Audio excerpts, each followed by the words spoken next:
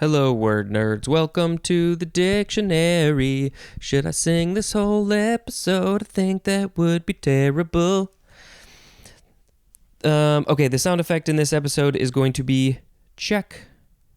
Hope that's not confusing for you when you are listening, but maybe it will be. Okay, the first word is conservative. Conservative. First form, adjective from the 14th century. Number 1, the synonym is preservative. All of those things that we love to have in our food. 2a, of or relating to a philosophy of conservatism. 2b is capitalized, of or constituting a political party professing the principles of conservatism. Then we have an example.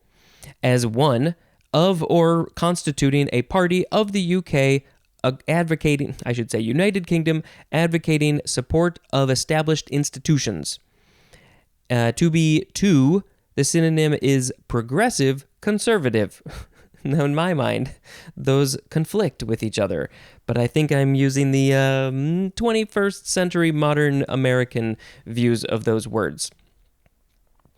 I liked that sentence because there were so many P's. Constituting a political party professing the principles of conservatism. All right, number 3a, tending or disposed to maintain existing views, conditions, or institutions. Synonym is traditional. I like some traditions. 3b, marked by moderation or caution, as in a conservative estimate. 3c, marked by or relating to traditional norms of taste, elegance, style, or manners. What are the traditional norms of taste, elegance, style, or manners? That's very subjective, don't you think? Yes, I do think. Yeah. I don't think I fit into the traditional norms of any of these things, probably. No, probably not. Okay, number 4, of relating to or practicing conservative Judaism. Conservatively is an adverb, and conservativeness is a noun. Check.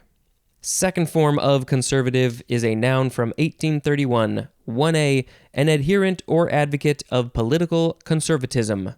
1b is capitalized, a member or supporter of a conservative political party. Pate! 2a, one who adheres to traditional methods or views. 2b, a cautious or discreet person. I think I probably talked about conservative enough in the last episode, don't you think? Yes, why do you keep on saying that phrase? I'm not sure. Okay, let's move on. Check. Next is conservative Judaism. How do you want to say that word? Judaism? It looks like it should be pronounced Judaism, which I think some people say, but also Judaism. That's people say that too. We're not going to talk about Judaism. Capital C for conservative, capital J for Judaism. It is a noun from 1892. Judaism as practiced, especially among some U.S. Jews with adherence to the Torah and Talmud, but with allowance for some departures in keeping with differing times and circumstances. Compare to the synonyms or antonyms, not sure, probably, they're all sort of similar.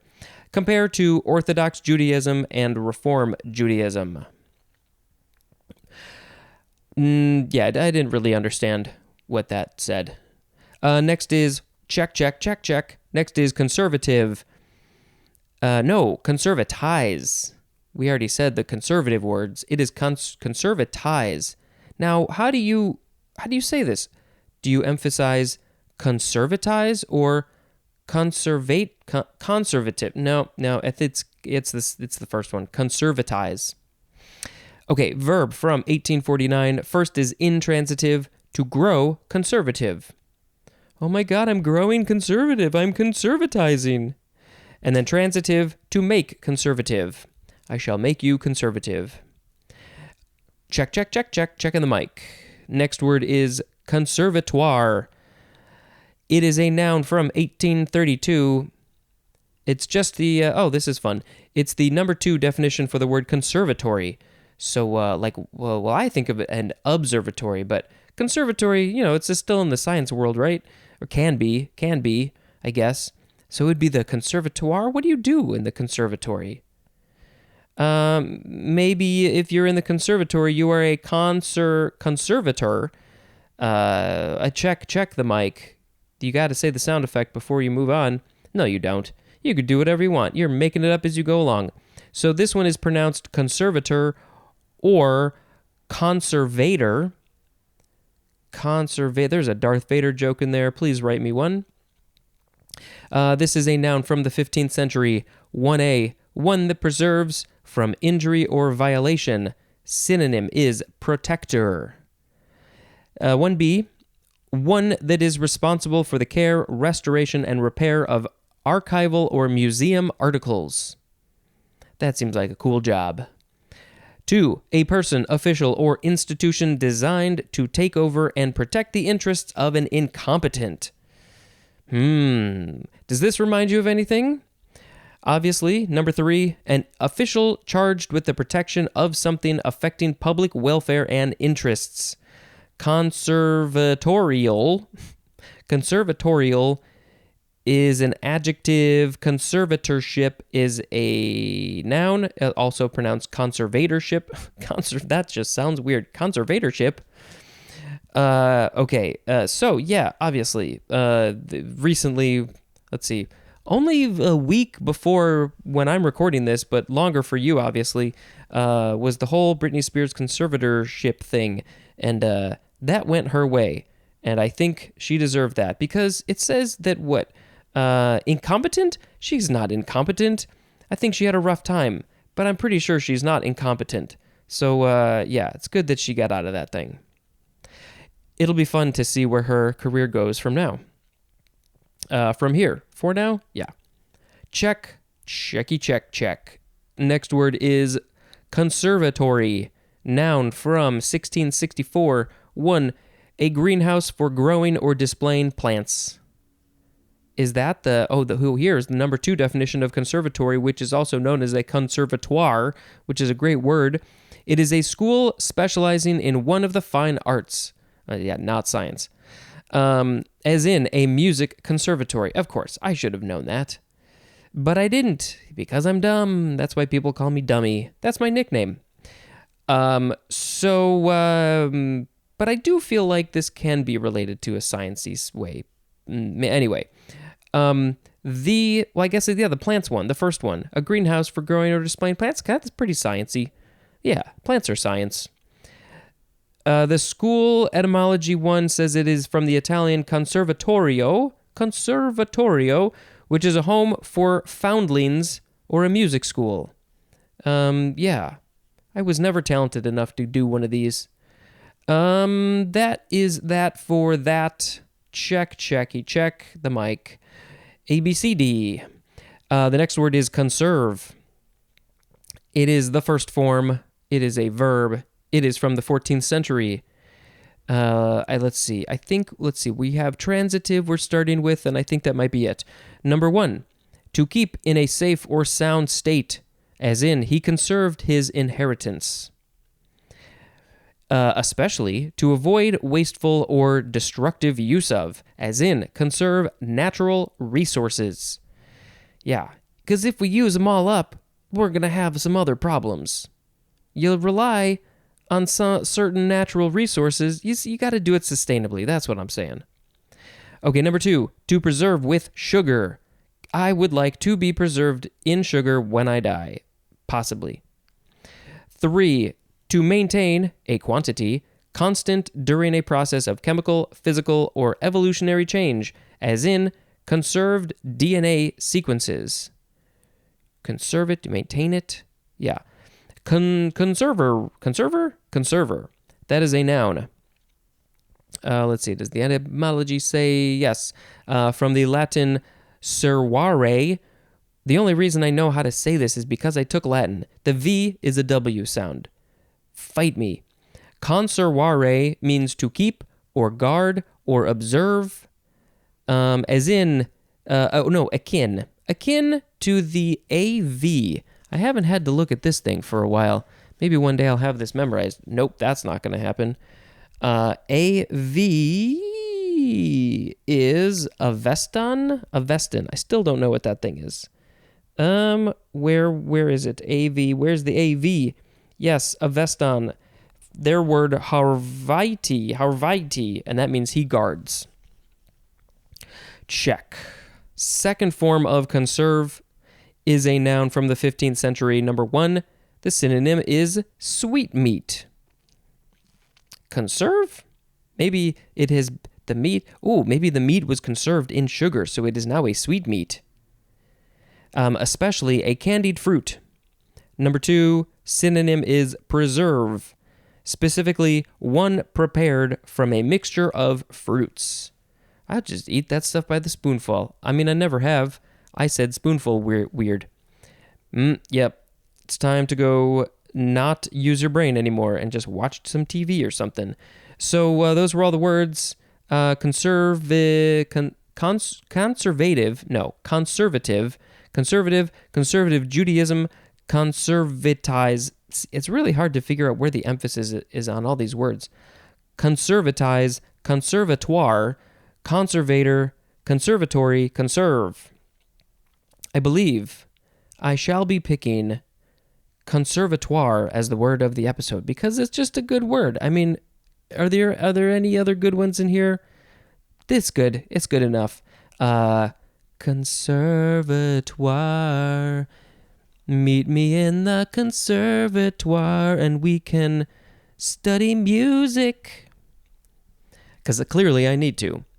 Okay, it is December 26th when this is airing, and it is Boxing Day. This, I'm sure I've talked to you about this before. I still don't know what it is. I should probably read up. I probably have read up, and I just don't remember. Because why do I need to remember things? Related to Boxing Day is Day of Goodwill in South Africa and Namibia. It is Family Day in Vanuatu.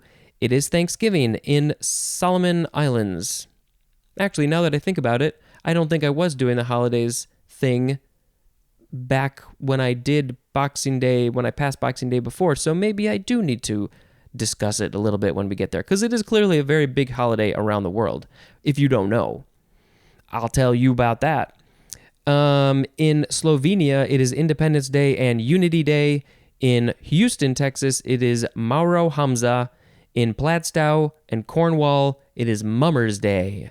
Mummers Day. In, oh my God, so many places.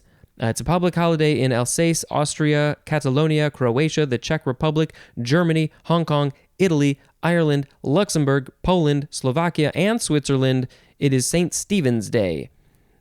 I don't think I've ever had such a big list to read. And relatedly, in Bulgaria, it is Father's Day. It is the first day of Kwanzaa, which is celebrated until January 1st. That's another one I really don't know that much about, and I feel pretty dumb. In the Bahamas, it is the first day of Junkanoo Street Parade, which is the second day is on New Year's Day. So the first day is today, and the second day is on New Year's Day. Is the second day of the 12 days of Christmas. I guess I missed that yesterday somehow. Maybe I should make up a whole new thing. I don't know. That's a fun song to play with. In the Ireland and the Isle of Man, it is Wren Day, like the bird, the wren. Okay, this page says the same things pretty much. Rest Day in Hungary, that's also, so Boxing Day, it's about resting. Let's just click on this and see if it says. I know some of these pages will actually tell me.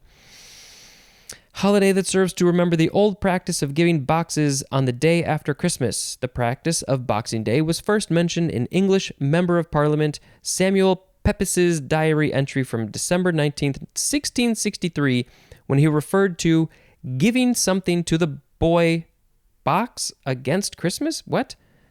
Giving something to the boy box against Christmas. That is not a sentence that I understand. The day after Christmas was traditionally a time when servants and tradesmen would receive gifts from their employers, clients, or masters.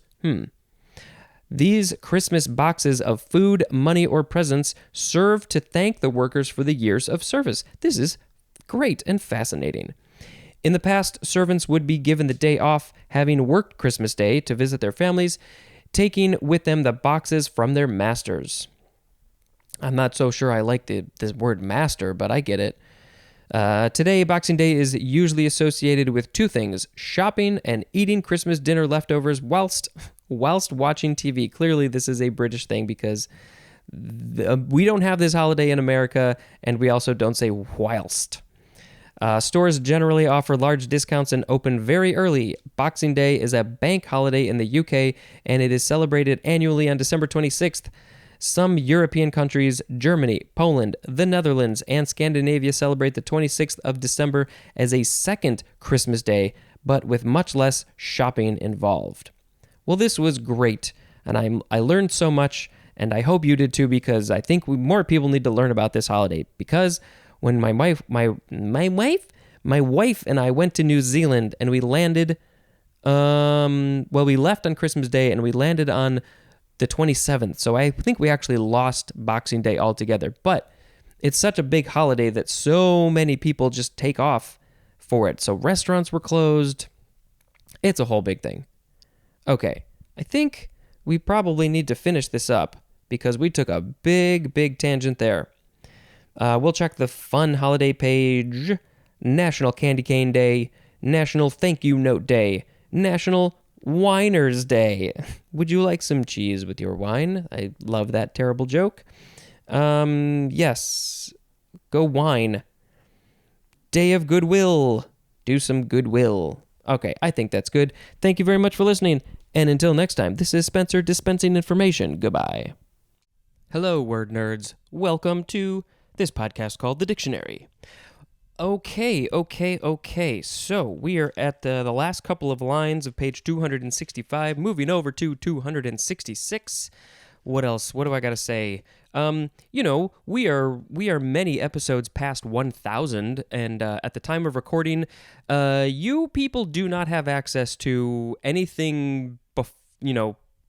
You only have the most recent 999 episodes, which is very frustrating to me.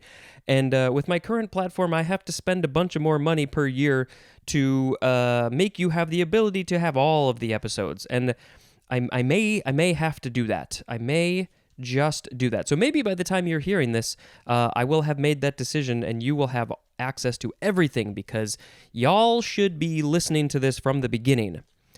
Okay, I think that's fine. Let's move on to the first. Oh, I forgot to think of a sound effect. Well, I'm recording this on Thanksgiving 2021. So I don't know if I want to do a turkey thing. I don't know. What is a good sound effect for Thanksgiving other than gobble gobble? Although that does work because we are gobbling up a lot of food today. So I think that's fine. We'll just say gobble gobble, but not in the terms of eat the turkey, in terms of respect the turkey and gobble up the food. I went to pick up my food from Whole Foods today and I ordered some vegan stuff. And the woman said, "I like to see all that vegan food." And I said, "Me too." All right. The first word in this episode is consider. Consider. CONSIDER. Verb from... Oh, I think the year is on the second page. Let's flip the page. The 14th century. We are starting with transitive. Number 1, to think about carefully. To think about carefully. Consider this as we go along. As 1A, to think of especially with regard to taking some action. As in, is considering you for the job. Congratulations, they're considering you for the job. They are going to maybe take some action and hire you. Also as in, considered moving to the city. Why would you do that? It's crazy in the city. Not always. It's fine. Okay, 1B, to take into account as in... Wow, what happened there? To take into account as in defendant's age must be considered. Number 2, to regard or treat in an attentive or kindly way, as in, he considered her every wish. Every single one of her wishes, he considered it. I don't think he could probably make every wish of hers come true, but he considered it. 3, to gaze on steadily or reflectively. 4, to come to judge or classify, as in, consider thrift essential. Consider thrift essential. You are considering, you take the idea of being thrifty as essential, I guess. I'm not sure.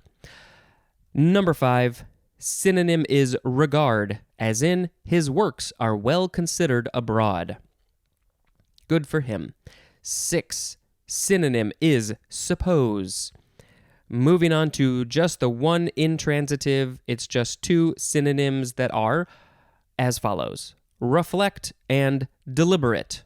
No, I think it would be deliberate, right? Reflect and deliberate, as in, paused a moment to consider. We have a bit of synonym information. Consider, study, contemplate, and weigh mean to think about in order to arrive at a judgment or decision. Consider may suggest giving thought to in order to reach a suitable conclusion, opinion, or decision, as in, refused even to consider my proposal. Well, come on, you gotta at least consider it. You gotta think about it a little bit.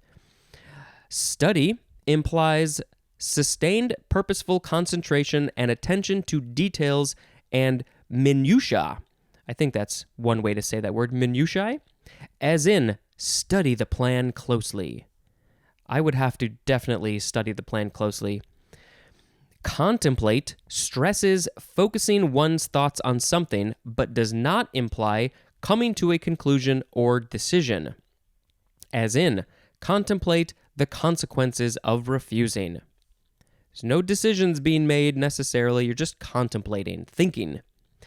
And then the word weigh, spelled W-E-I-G-H, weigh implies attempting to reach the truth or arrive at a decision by balancing conflicting claims or evidence, as in, weigh the pros and cons of the case.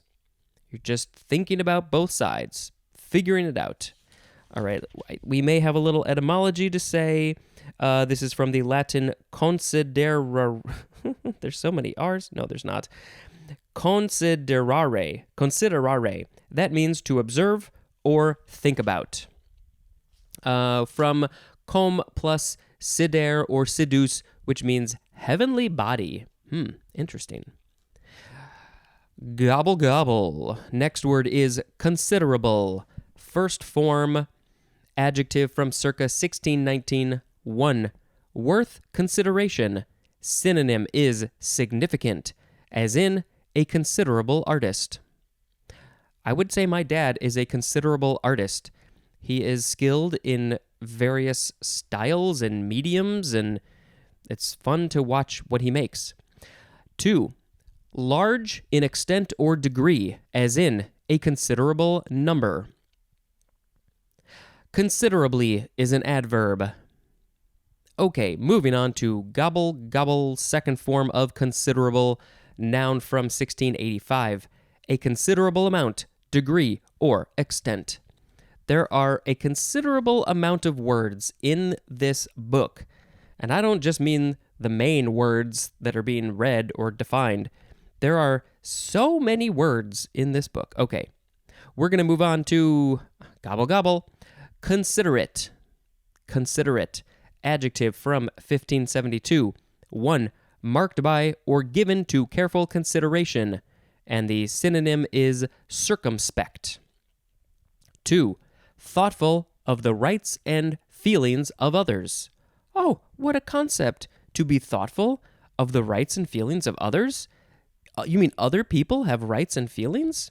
Sorry, I just get a little bit heated sometimes when I think about the fact that some people are not considerate. Considerately is an adverb. Considerateness is a noun. Gobble gobble. Next word is consideration. Noun from the 14th century. 1. Continuous and careful thought, as in, after long consideration, he agreed to their requests.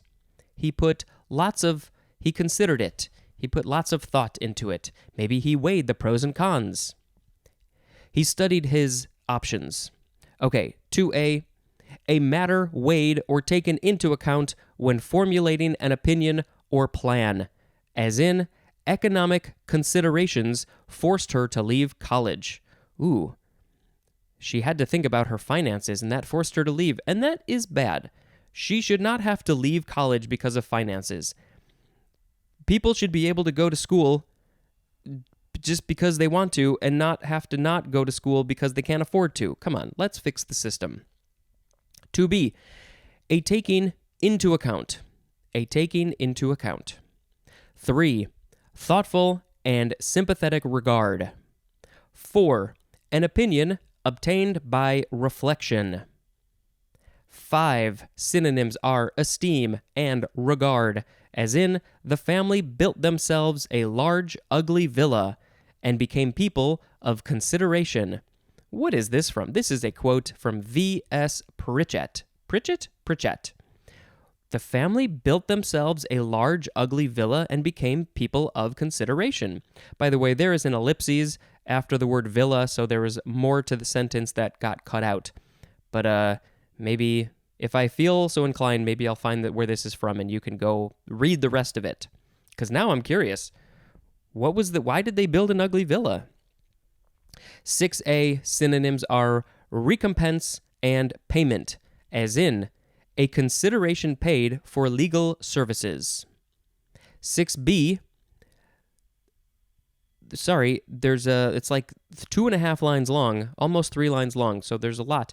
Okay, the inducement of a contract or other legal transaction, specifically an act or forbearance or the promise thereof done or given by one party in return for the act or promise of another. Yeah, this definitely seems like it's in the legal world. And then we have a phrase, in consideration of, which means as payment or recompense for, as in a small fee in consideration of many kind services. Although I don't think you necessarily need to get paid to do kind services. Just that doing the service should be payment enough.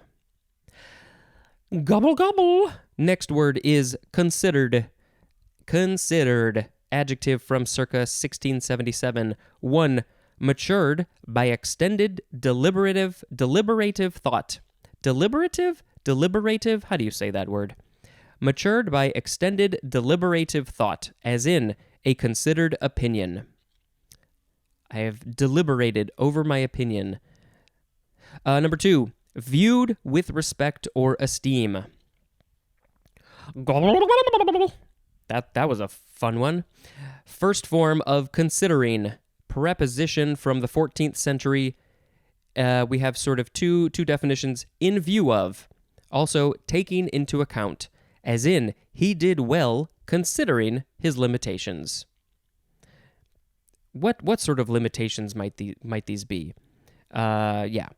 Okay, gobble, gobble, gobble, gobble. Second form of considering is a conjunction from the 15th century, and the synonym is inasmuch as. And I don't think I knew this, but the first 3 words are actually one word. Inasmuch is one word. Fascinating. Inasmuch as, that is the synonym for considering, as in the example, considering he was new at the job, he did quite well. Yeah, that's very similar to the last one, the preposition form. Considering the situation, this thing was sort of surprising. Okay, gobble, gobble, gobble, gobble. I don't know where. I just need to change it up for my own sanity, which makes me sound insane, doesn't it? All right, we are on our last word. It can be pronounced a variety of ways. It is the word consigliere. So you can say consigliere. Yes, but no. Consigliere, consigliere, consigliere, consigliere. Yeah, there's so many ways. It is spelled Consigliere. I would like to say consigliere.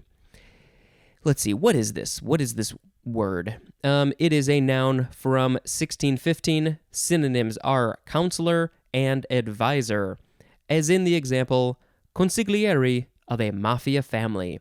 Yeah, the mafia needs advisors and counselors just like everybody else does.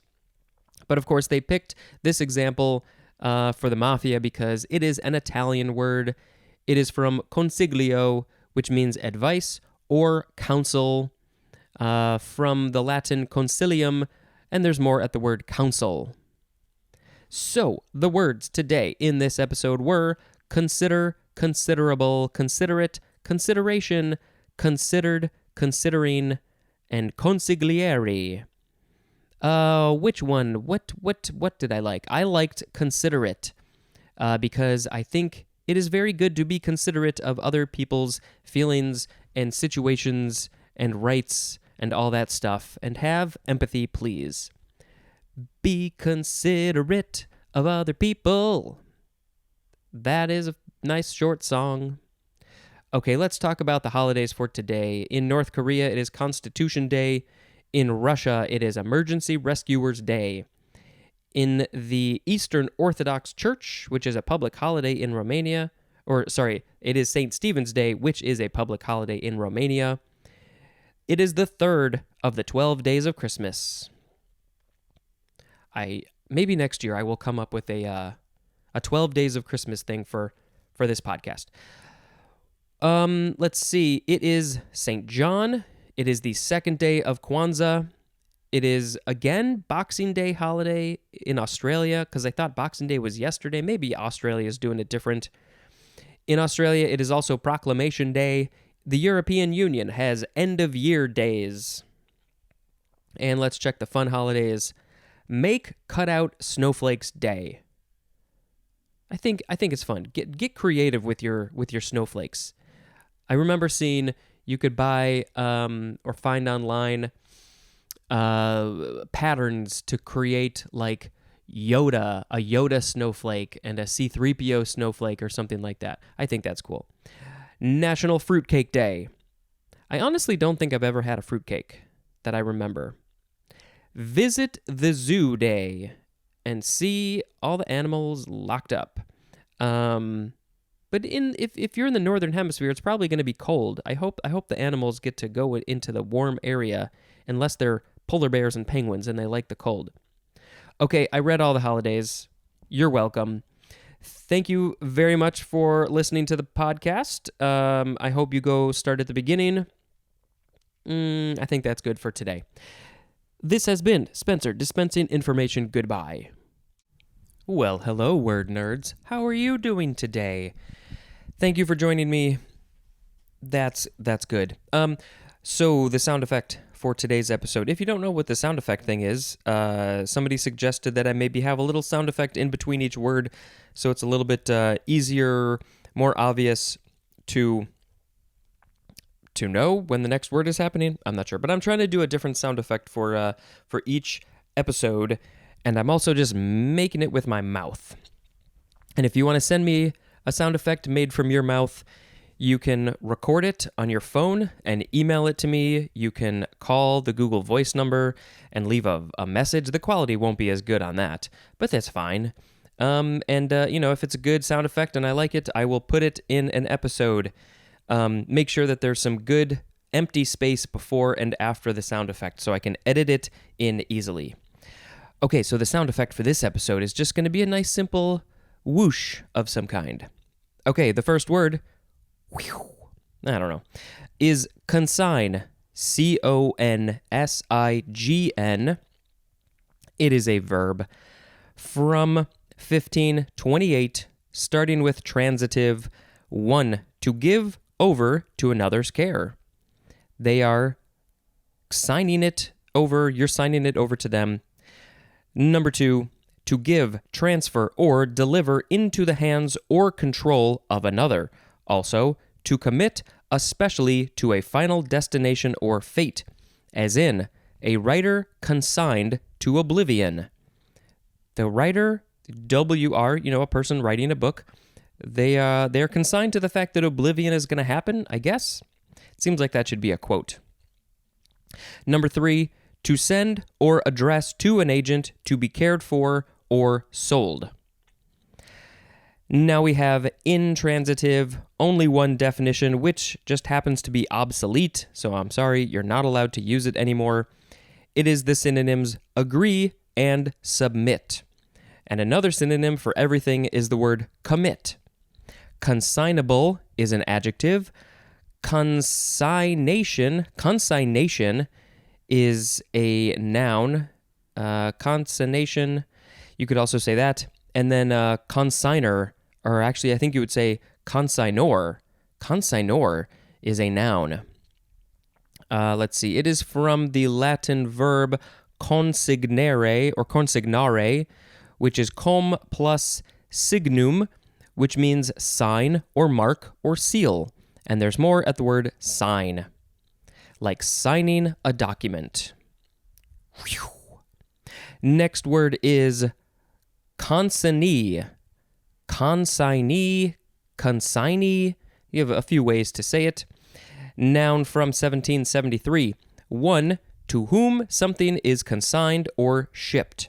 So the person who is receiving the thing, whatever it is, something into their care or it's being transferred, whatever it is, they are the consignee. And then, of course, we're going to have, actually, I guess we're not going to have consignor because that was encompassed in the last one. I thought we would have it here, but I guess not. That is it for consignee. I think that's how I want to say that word. Whew. Next word is consignment. Consign with an M-E-N-T at the end. First form, noun from circa 1668. 1, the act or process of consigning. 2, something consigned, especially in a single shipment. There is a phrase, on consignment, and that means shipped to a dealer who pays only for what is sold and who may return what is unsold, as in goods shipped on consignment. There are places called consignment stores, and I never really understood what it meant exactly. I understood the concept, which is basically, I guess, you take a thing, maybe you don't want to have a piece of couch. You don't want to have a couch anymore, and then you take it over there, and then they sell it. And then if they sell it, then you get the money or your portion of the money. But if they don't sell it, then you can take it back. So it's kind of like a donation thing, but also you could potentially get paid. I don't know. You also don't have to take it back if you don't want to. I think that's generally what it is. And of course, this just comes from the word consign, which is where you are giving over control to, you're giving something to somebody else.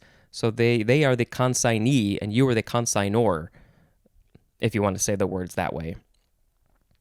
Whew. Next word is the second form of consignment, adjective from 1913, of relating to or received as goods on consignment, as in a consignment sale. Whew. Next word is consilience, noun from 1840, the linking together of principles from different disciplines, especially when forming a comprehensive theory. Okay, that's fun. It's from com plus resilience. Yeah. Whew. Next word is consist. First form, verb from 1526. I believe it is just intransitive. 1, synonyms are lie and reside. And this is usually used with the word in, as in the example, liberty consists in the absence of obstructions. And that is a quote from A.E. Housman. A.E. Housman, what were you talking about? Liberty consists in the absence of obstructions. Okay, number 2, it is archaic.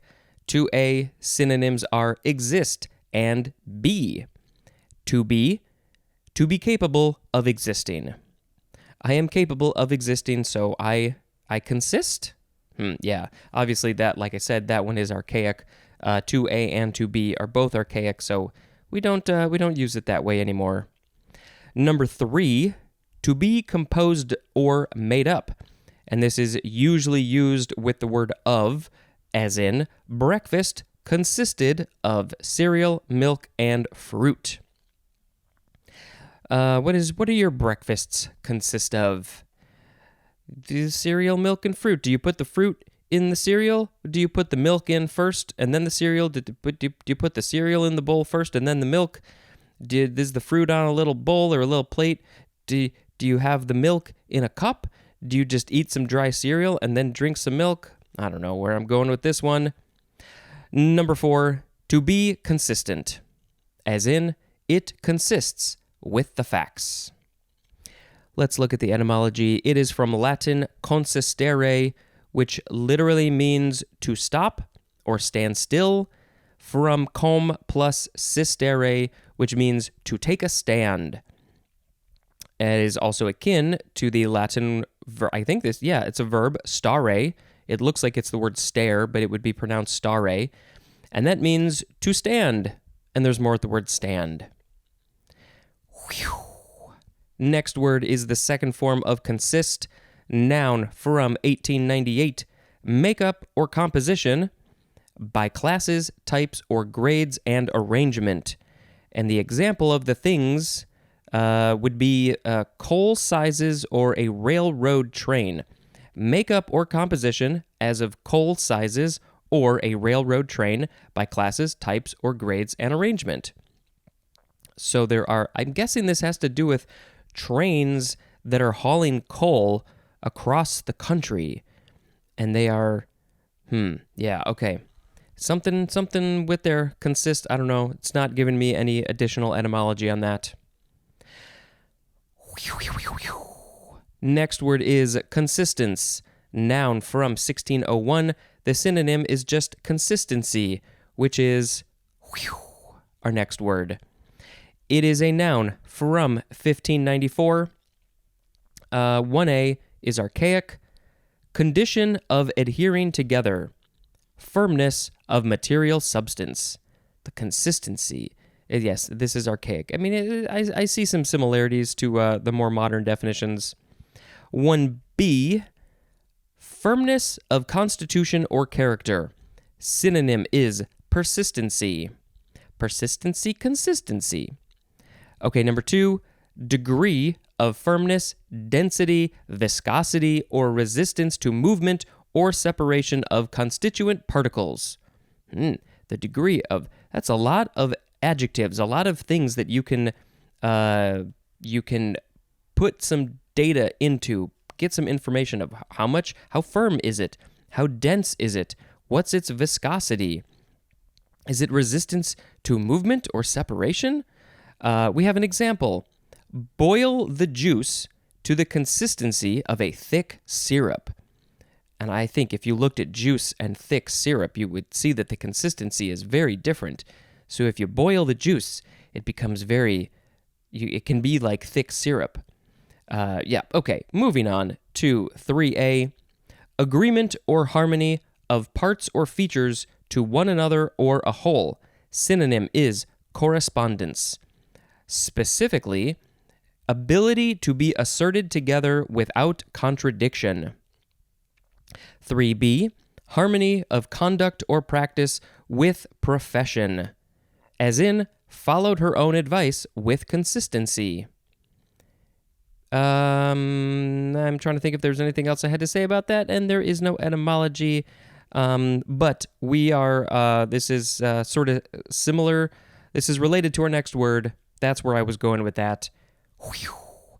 It is the word consistent, adjective from 1638. I would like to think that I am semi-consistent with this podcast. I mean, the episodes come out very consistently, and I think I'm fairly consistent. Eventually, I got fairly consistent in saying all these things, but we gotta change it up sometimes, have fun with it. Okay, number 1 is archaic, possessing firmness or coherence. 2A, marked by harmony, regularity or steady continuity, free from variation or contradiction, as in a consistent style in painting. There's not much variation or contradiction in those paintings. They're very similar. To be marked by agreement. Synonym is compatible, and this is usually used with the word with. It's funny, it just says here, usually used with, but the second with is in italics. Italics? I'm just changing words left and right. As in the example, statements not consistent with the truth. Well, then they are false statements. If this is a legal situation, maybe you should get your statements consistent with the truth. 2C, showing steady conformity to character, profession, belief, or custom, as in a consistent patriot. And 3, tending to be arbitrarily close to the true value of the parameter estimated as the sample becomes large.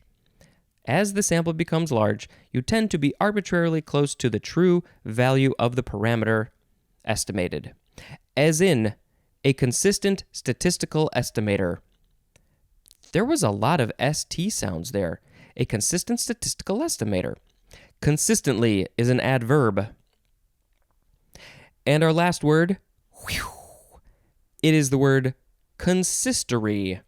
Consistory. Noun from the 14th century. 1. A solemn assembly. Synonym is council. But they have to be very solemn. Number 2. A church tribunal or governing body. As 2A. A solemn meeting of Roman Catholic cardinals convoked and presided over by the Pope. 2B. A church session in some Reformed churches. 3. This is our last definition. The organization that confers the degrees of the ancient and accepted Scottish rite of Freemasonry, usually from the 19th to the 32nd inclusive. Also, a meeting of such an organization. It's called the consistory. Consistorial, that is an adjective. This is from the Middle Latin consistorium, which means church tribunal. Yeah, I think that's pretty good for that one. So, the words in this episode were consign, consignee, consignment, consilience, consist, consistence, consistency, consistent, and consistory. Maybe I will pick consistent as the word of the episode. Depending on what you're doing, I think it's pretty good to be consistent. But sometimes you don't want to be. Sometimes you gotta go off the rails. You gotta do your own stuff. Consistent.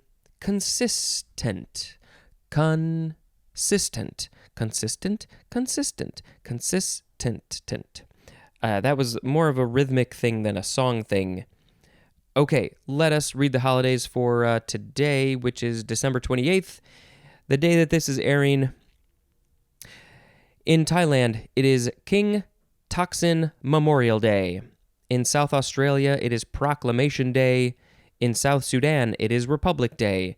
It is the 4th day of the 12 days of Christmas. Let's see. It's still Boxing Holiday in Australia. They might have like a whole month of that. Also in Australia, Falls Festival starts in Lorne. Fool's Day in Peru. Also just other Spanish places, I think. In the European Union, it is End of Year Days, which I think we had that yesterday too. I'm not sure. In Venezuela, it is Monkey Dance Festival. That sounds fun. Fun holidays. Call a Friend Day. Just call somebody. Holy Innocents Day. National Card Playing Day. Maybe you can learn that new card game that I just read, I think, a couple episodes ago. It's I want to find it. I want to find it real quick. Konkian, with a QU, Konkian. Learn that game. National Chocolate Candy Day. All the chocolates and the candies. National Download Day, so maybe download stuff to your phone. It shows a picture of apps. You can download apps, you can download movies, you can download musics. National Short Film Day. We don't get to see enough short films. Sometimes during the Oscar times, we'll get to see the ones that are nominated, but it's a lot harder to find short films. It's getting easier. They're making it easier for us, but if you have a short film, maybe get it out there where the rest of us can see it. I don't know. Go find some short films to watch. Pledge of Allegiance Day. If you would like to do that, you can. And if you don't want to do that, then don't do that. Let's see. Proclamation Day is another one. I got to sneeze, so I'm going to end this. Thank you very much for listening. And until next time, this is Spencer dispensing information. Goodbye. Hello. If you are listening to this podcast, I suspect that you are a word nerd. So I will say hello, word nerds. Hello. This is the podcast called The Dictionary with me, Spencer, and I read you this book, and I say the words, and I comment on it from my brain, and then you like it. Okay, we'll say the words. The first word, the sound effect in this episode will be, it is consociate, or consociate. You can, a C sound or a she sound.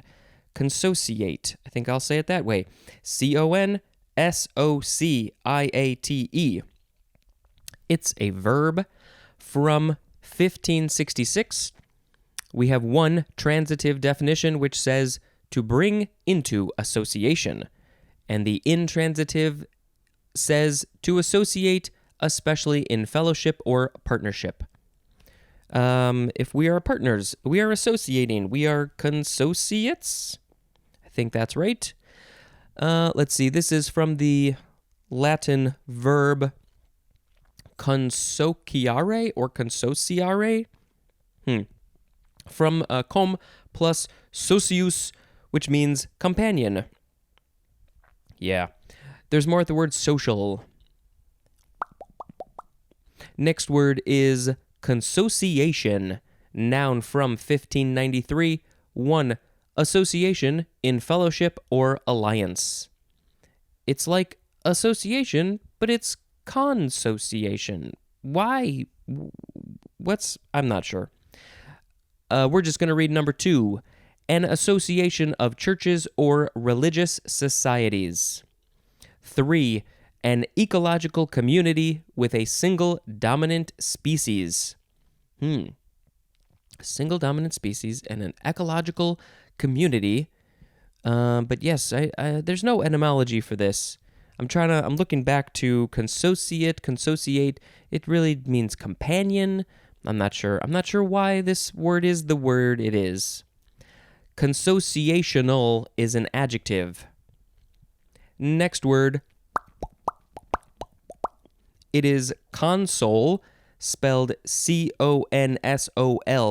It is an abbreviation for consolidated. Consolidated, yeah, we're going to have that later. Okay, next word. Consolation. Consolation, noun from the 14th century. 1. The act or an instance of consoling. The state of being consoled. Synonym is comfort. If you need some consolation, if you need to be consoled, maybe you're sad for some reason, you can get some consolation from somebody. Hopefully there is somebody in your life who can console you. Number 2, something that consoles. The person is a thing that consoles. Specifically, a contest held for those who have lost early in a tournament. Aha. Something that consoles. It is a contest held for those who have lost early in a tournament. So they get their own consolation. I guess that's where consolation prize comes from, which is our next one. But yeah, interesting. I don't think I knew that this thing existed.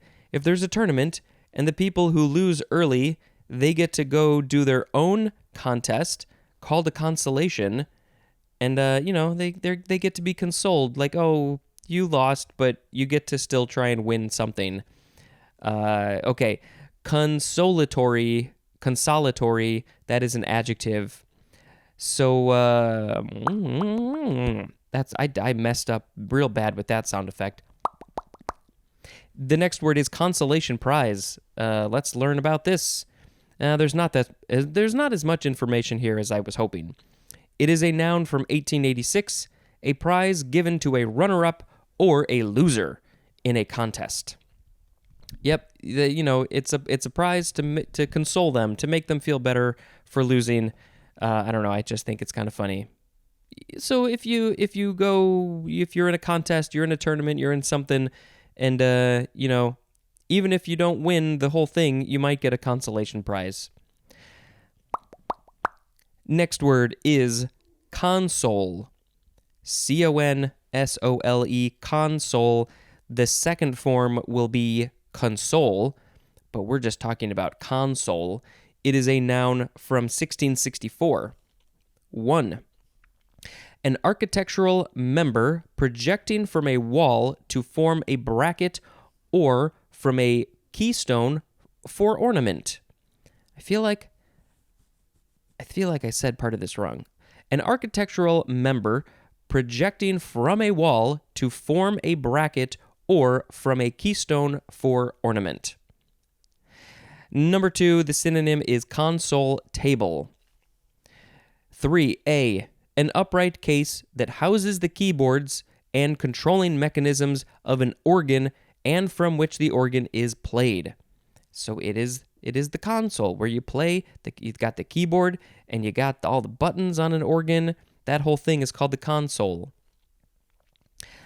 This thing doesn't really have any etymology, so I'm not really sure why it's called all these things. Moving on to 3B, a combination of readouts or displays and an input device by which an operator can monitor and interact with a system. And there is some parentheses here. We've got examples of the input device could be a keyboard or switches, and then the system. Examples of the system would be as a computer or dubber, D-U-B-B-E-R. Is that like dubbing music, dubbing audio, dubbing voiceover? Doesn't say. 4A, a cabinet designed to rest directly on the floor. And the examples would be for a radio or a television set. The cabinet, that's you put those things inside this cabinet. I think when radio and TV were newer, they would be in these consoles that just sat on the floor. But then, of course, furniture evolved as the technology evolved over the years and the decades. Depending on what you put your TV or your radio on, it could be called a console. It could be called just anything. You could even put them on the wall, but then it's not on a console. I don't know. I don't have much to say about that, I guess. Let's see. Where were we? 4B. A small storage cabinet between bucket seats in an automobile. So I guess, yeah. If there's two seats and there's space in between them, you could put a thing in there to hold stuff, and it's called a console. Why not? And 5. An electronic system that connects to a display and is used primarily to play video games. And the example of the display could be a television set. And I like how vague this is because, we think of video game systems as consoles, Xbox, PlayStation, Nintendo, all those things.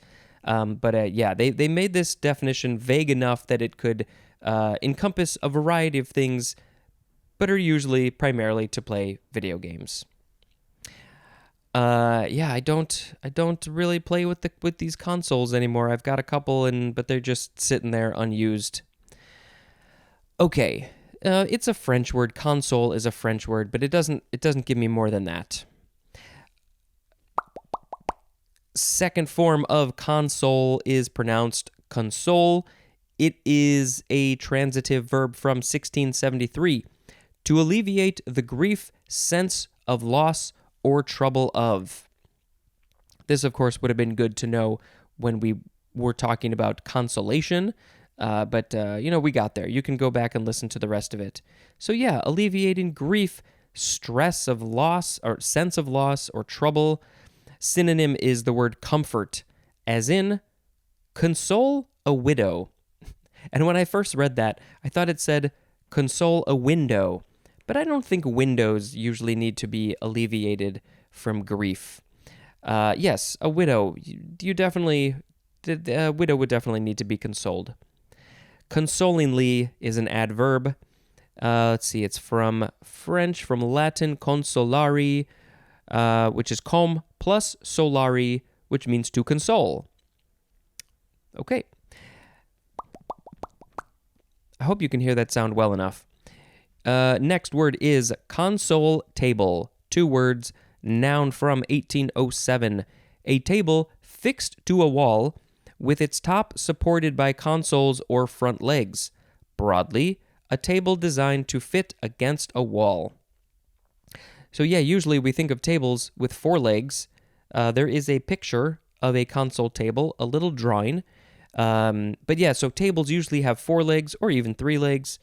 But this one just has 2 legs. And the reason is because it is made to go up against a wall. And it probably should be screwed into the wall or bracketed into the wall so it doesn't fall over. And yeah, this one is very, very ornate. Maybe I'll see if I can find a picture of one that's similar to this so you can see what I'm seeing. I mean, I could also post a picture of this exact one, but that's no fun. We got to see a real one. Yeah, console table. I guess, if we go back to, let's see, the first definition of console, an architectural member projecting from a wall to form a bracket or from a keystone or ornament. So this isn't exactly that because it's not part of the wall, but it's definitely attached to a wall. And that's why that is. Okay. Next word is consolidate. Verb from circa 1512. 1. To join together into one whole.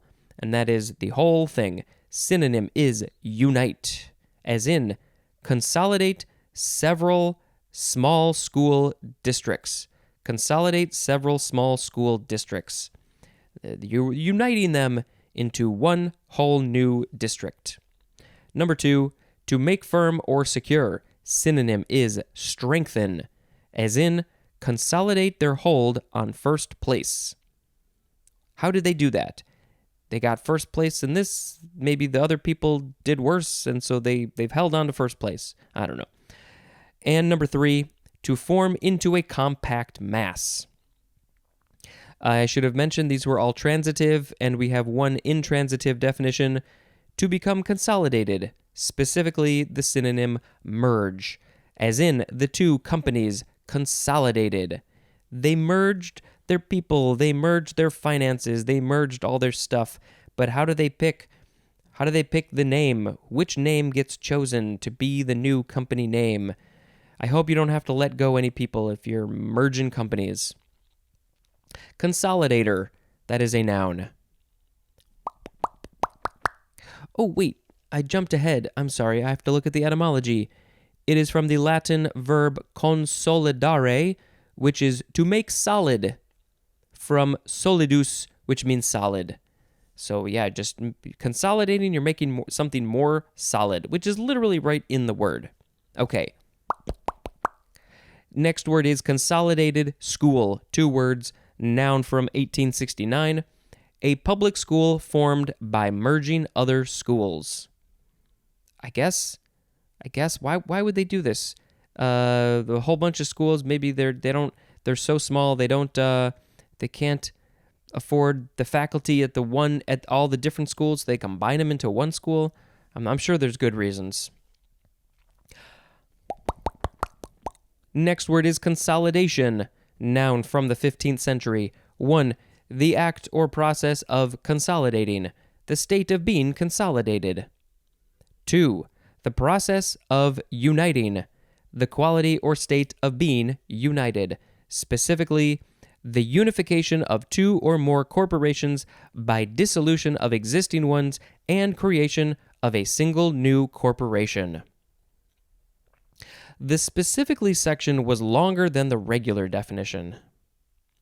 And number 3, pathological alteration of lung tissue from an aerated condition to one of solid consistency. Consolidation. All right. Pathological alteration of lung tissue. So the lung tissue is being altered from an aerated condition to one of a solid consistency. I have a feeling you don't want your lung tissue to be that solid. I think it has to stretch and breathe. So maybe that's not a good thing. Although I'm not a doctor, so I don't know. But that's just what I'm guessing.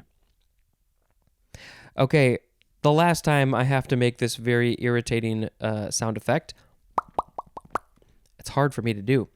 It is the word consomme. CONSOMME. There is an accent on the E, down on the left and up on the right. Consomme, noun, from 1815. Clear soup made from well-seasoned stock. Clear soup? So is it basically just stock? Soup stock that's very well seasoned? Is that all it is? Let's look at the etymology. It is from the French verb consommer, which means to complete or boil down, from the Latin verb consumare, which means to complete, and there's more at the word consummate or consummate. Clear soup. Interesting. I'm just imagining just a bowl of something that looks like water, but I'm sure it's not. I'm sure it does not look like water. Reminds me of clear Pepsi. Then there was clear gravy. Okay, so let's see. I'm going to read the words to you. Consociate. Consociation. Console. Consolation. Consolation prize. Console. Console. Console table. Consolidate. Consolidated school. Consolidation. And consomme. I think I will pick consolation prize as the word of the episode. I think my life is filled with, I don't know really where I'm going with that one. I'll just sing a song about consolation prizes. Sorry, you didn't win, but you got this fancy consolidation prize. All right, let's see. Let us read the holidays for today. I hope I updated my pages. Yes, I did. All right. It is Constitution Day in Ireland. In Mongolia, it is Independence Day. 5th day of Christmas. 4th day of Kwanzaa. I think yesterday I missed saying that it was the 3rd day of Kwanzaa. So apologies if you were yelling at me. Still end of year days in the European Union. What do the fun holidays have to tell us? National Hero Day. National Pepper Pot Day. What is a pepper pot? It looks like it's something that's cooked in a pot with lots of peppers. Still need to do day. So if you have a list of, if you have a to-do list and you have things that you have not checked off the to-do list, maybe today is the day that you can do them. It is TikTok Day, but it's not TikTok the app. It's TICKTOCK, like a clock tick-tock. But we were just talking with my parents last night about the movie and the show TikTok Boom. It's supposed to be very good, so maybe we will watch that soon. Let's see. I think those were all the things. Maybe we can click on this link, TikTok Day, to see what it says. All right, cool. We gotta close this ad. We gotta quickly skim this thing. It serves as a reminder that the year is coming to an end. Oh, thank you for the reminder. I had no idea. So get around to finishing pending tasks on your to-do list. Oh, well, this is the same as the still to-do day. Yeah, I think that's good. All right. Thank you very much for listening. And until next time, this is Spencer dispensing information. Goodbye. Hello, word nerds. Welcome to the dictionary. It is my podcast. Let's see. Can you go write a review? Can you do that? Can you, please? You can write it on the whatever podcast platform you want. And if you want to contact me, you can email me dictionarypod@gmail.com. Twitter, and Instagram are at dictionarypod. There's some YouTube stuff on my personal channel, and there's other things, and there's a Patreon, and voicemail. There's a Google Voice. You can leave a voicemail. You can write me a little theme song, a 15 second or less theme song. You can record a little sound effect, because now I'm making little sound effects in between each word, just so, they're separated a little bit more. You can record your own and send it, all those things. All right, let's talk about the words. Last section of page 266. The first word is consonance. consonance. It is a noun from the 15th century. 1. Harmony or agreement among components. The components are agreeing, and they are creating such beautiful harmony, all these different components. 2a, correspondence or recurrence of sounds, especially in words. Specifically, got a few lines here, specifically, recurrence or repetition of consonants, especially at the end of stressed syllables, without the similar correspondence of vowels, as in the final sounds of stroke and luck. This is the recurrence or repetition of consonants, especially at the end of stressed syllables, without the similar correspondence of vowels. Stroke has a k sound, and luck also has a k sound. Stroke, but stroke is spelled with an e at the end, but luck is not spelled with an e at the end. So it's something like that. Something like that. Number 2b, synonym is concord. The 1b definition for the word concord. And funny enough, that word was in the episode that aired today, the day that I am recording this, November 27th. Funny coincidence. And then 2c, the synonyms are sympathetic vibration and resonance. Another word for that is consonance. If I'm understanding correctly, everything on the planet has some sort of resonant frequency or sympathetic. Where did it go? Sympathetic. I lost my place. Sympathetic vibration frequency. So that's why, like, wine glasses can break depending on the frequency that is played. It has to be loud enough. You can do this, like, you can take a drum, for instance. I'm trying to think, like a little drum maybe, and if you sing into it at different frequencies, you will find a variety of frequencies that are louder than the others, and that's because that is the resonant frequency of that drum or whatever it is. It could be lots of things. It vibrates at a sympathetic frequency. So anyway, consonance is another word for that. No etymology. Sound effect time, because we're going to move on to our next word. It is the word consonancy. Consonancy. Noun from the 14th century. It's just the number 1 definition for the word consonance. Harmony or agreement among components. Next word is consonant. First form, adjective from the 15th century. 1. Being in agreement or harmony. Free from elements, making for discord. So elements that make discord are not part of things that are consonant, because things that are consonant are in agreement and harmony. Number 2, marked by musical consonants. Actually, it's plural, consonances. Number 3, having similar sounds, as in consonant words. Having similar sounds. What would consonant words be? Similar sounds might be consonant words because they have a lot of S sounds, maybe. Number 4, relating to or exhibiting consonants, and the synonym is resonant. Consonantly is an adverb, and this is from the Latin verb consonare, which means to sound together or agree, from com plus sonare, which means to sound, and there's more at the word sound. Yeah, it all makes sense. Pew! Next word is consonant, second form, noun from the 14th century. Okay, it's just one definition, really, but we have some additional things after it.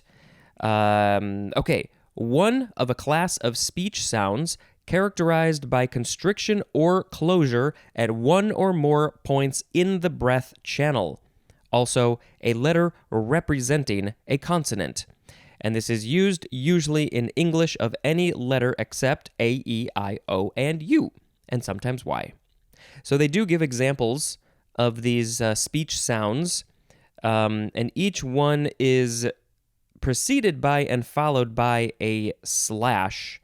I think it would be a backslash, because they're the sounds and not the letters that represent these. So it's the letter P, so P, G, so G, G or J, I guess, N, N, L, L, S, S, and R, R. And of course, those are just examples. There's other ones. And depending on, you can say the same sounds and do different things with your voice,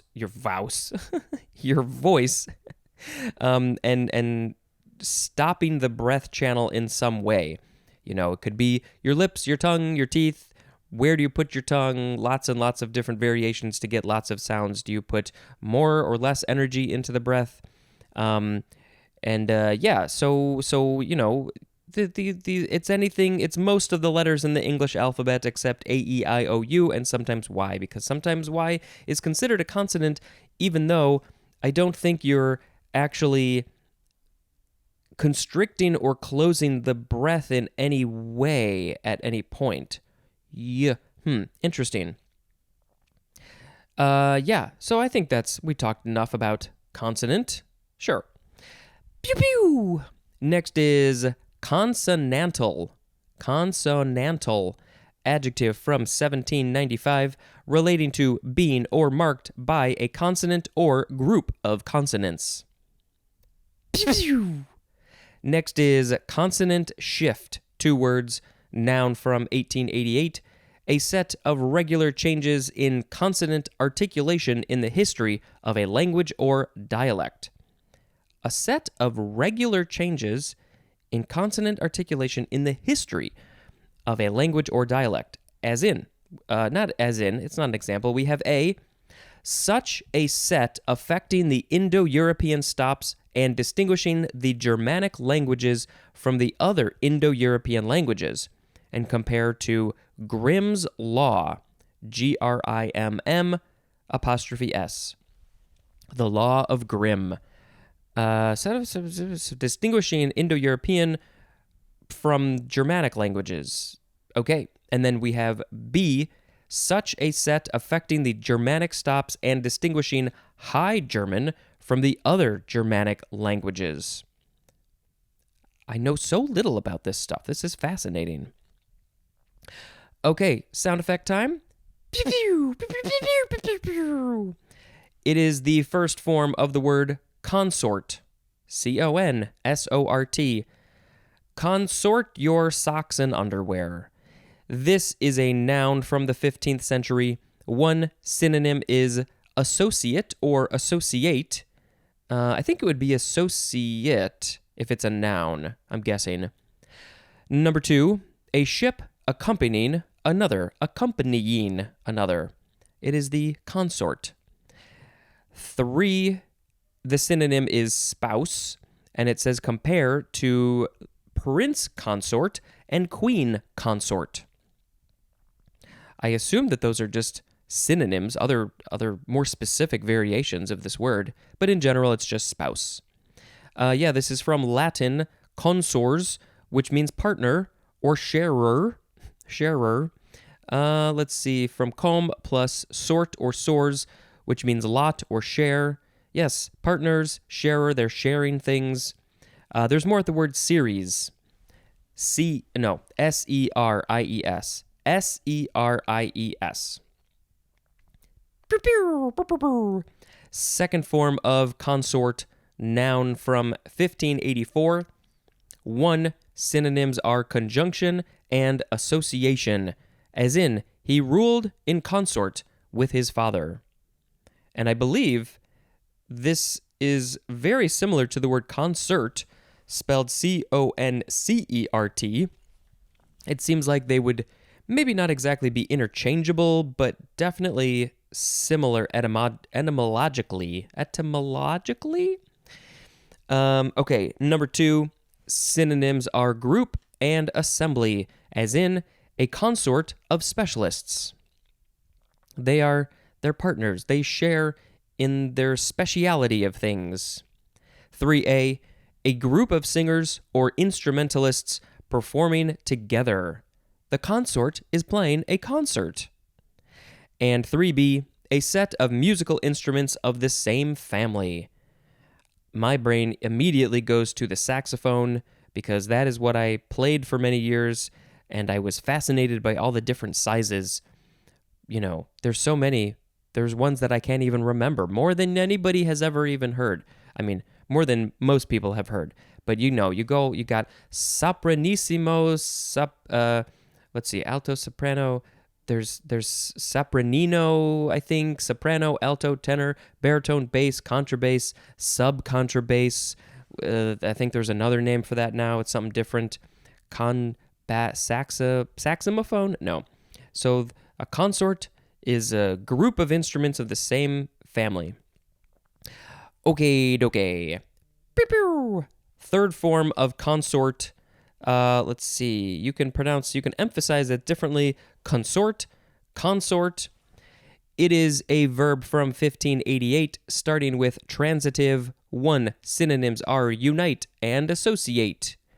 Number 2 is obsolete. The synonym is escort. And then intransitive, number 1, to keep company, as in consorting with criminals. You are your partners. You are sharing the criminality. Number 2 is obsolete, to make harmony. Synonym is play.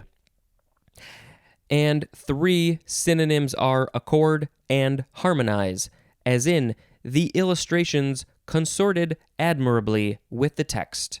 That is from the Times Literary Supplement. The illustrations consorted admirably with the text. They did such a good job creating harmony and accord and things like that. Next word is consortium. Consortium or consortium. Consortium, noun from 1829. 1. An agreement, combination, or group, as of companies, formed to undertake an enterprise beyond the resources of any one member. So a bunch of companies or something get together to basically help each other out because they can't do it on their own and they are better than the sum of their parts, or something like that. Consortium. Number 2, synonyms are association and society. 3. The legal right of one spouse to the company, affection, and assistance of, and to sexual relations with the other. Legal right, consortium. Let's see. Any etymology? Not particularly interesting.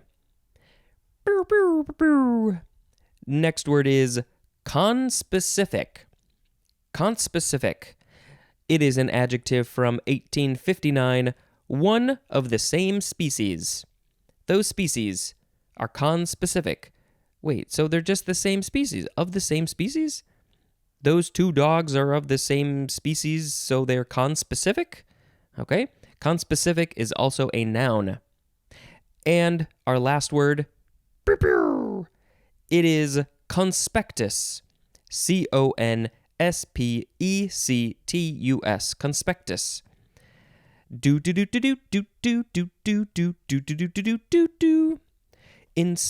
Conspectus gadget. I don't know. Noun from 1825. 1.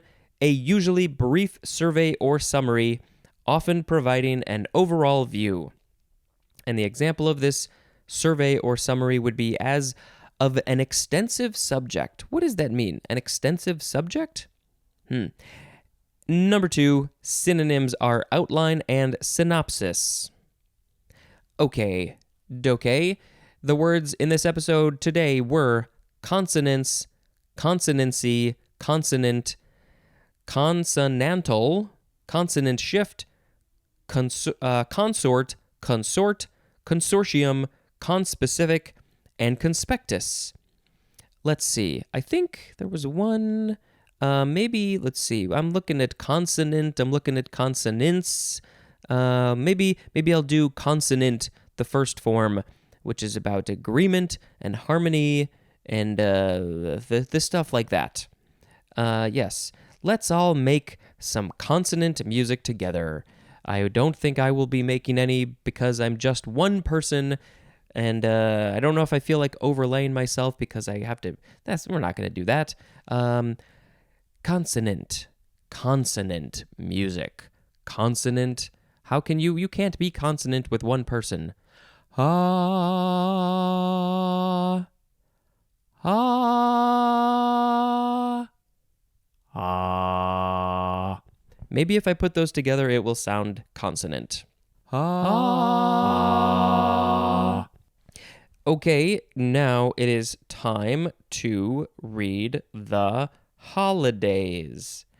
Okay, where are the pages? Here are the pages. That is the wrong pages. Let's bring up this pages. It is, in Slovakia, Day of the Declaration of Slovakia as an independent ecclesiastic province.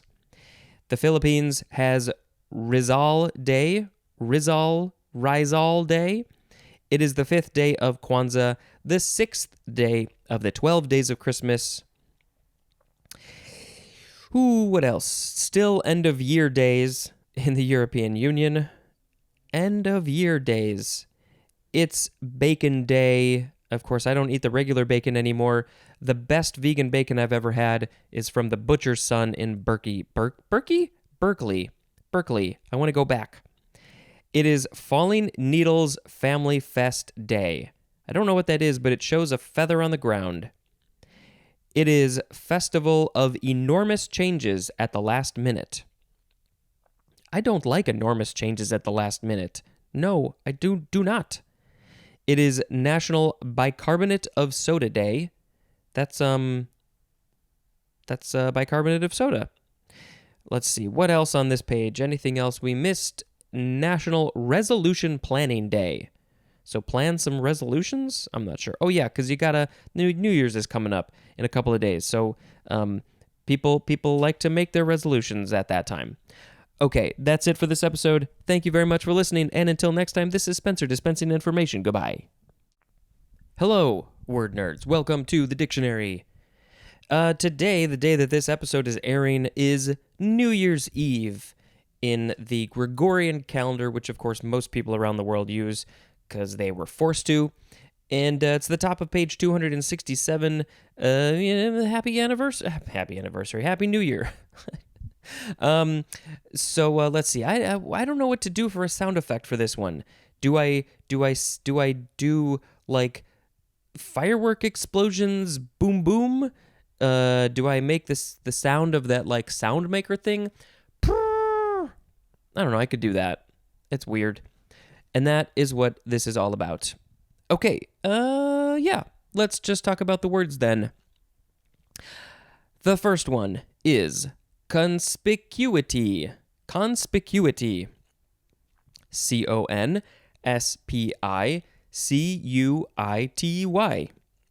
Conspicuity. Conspicuity.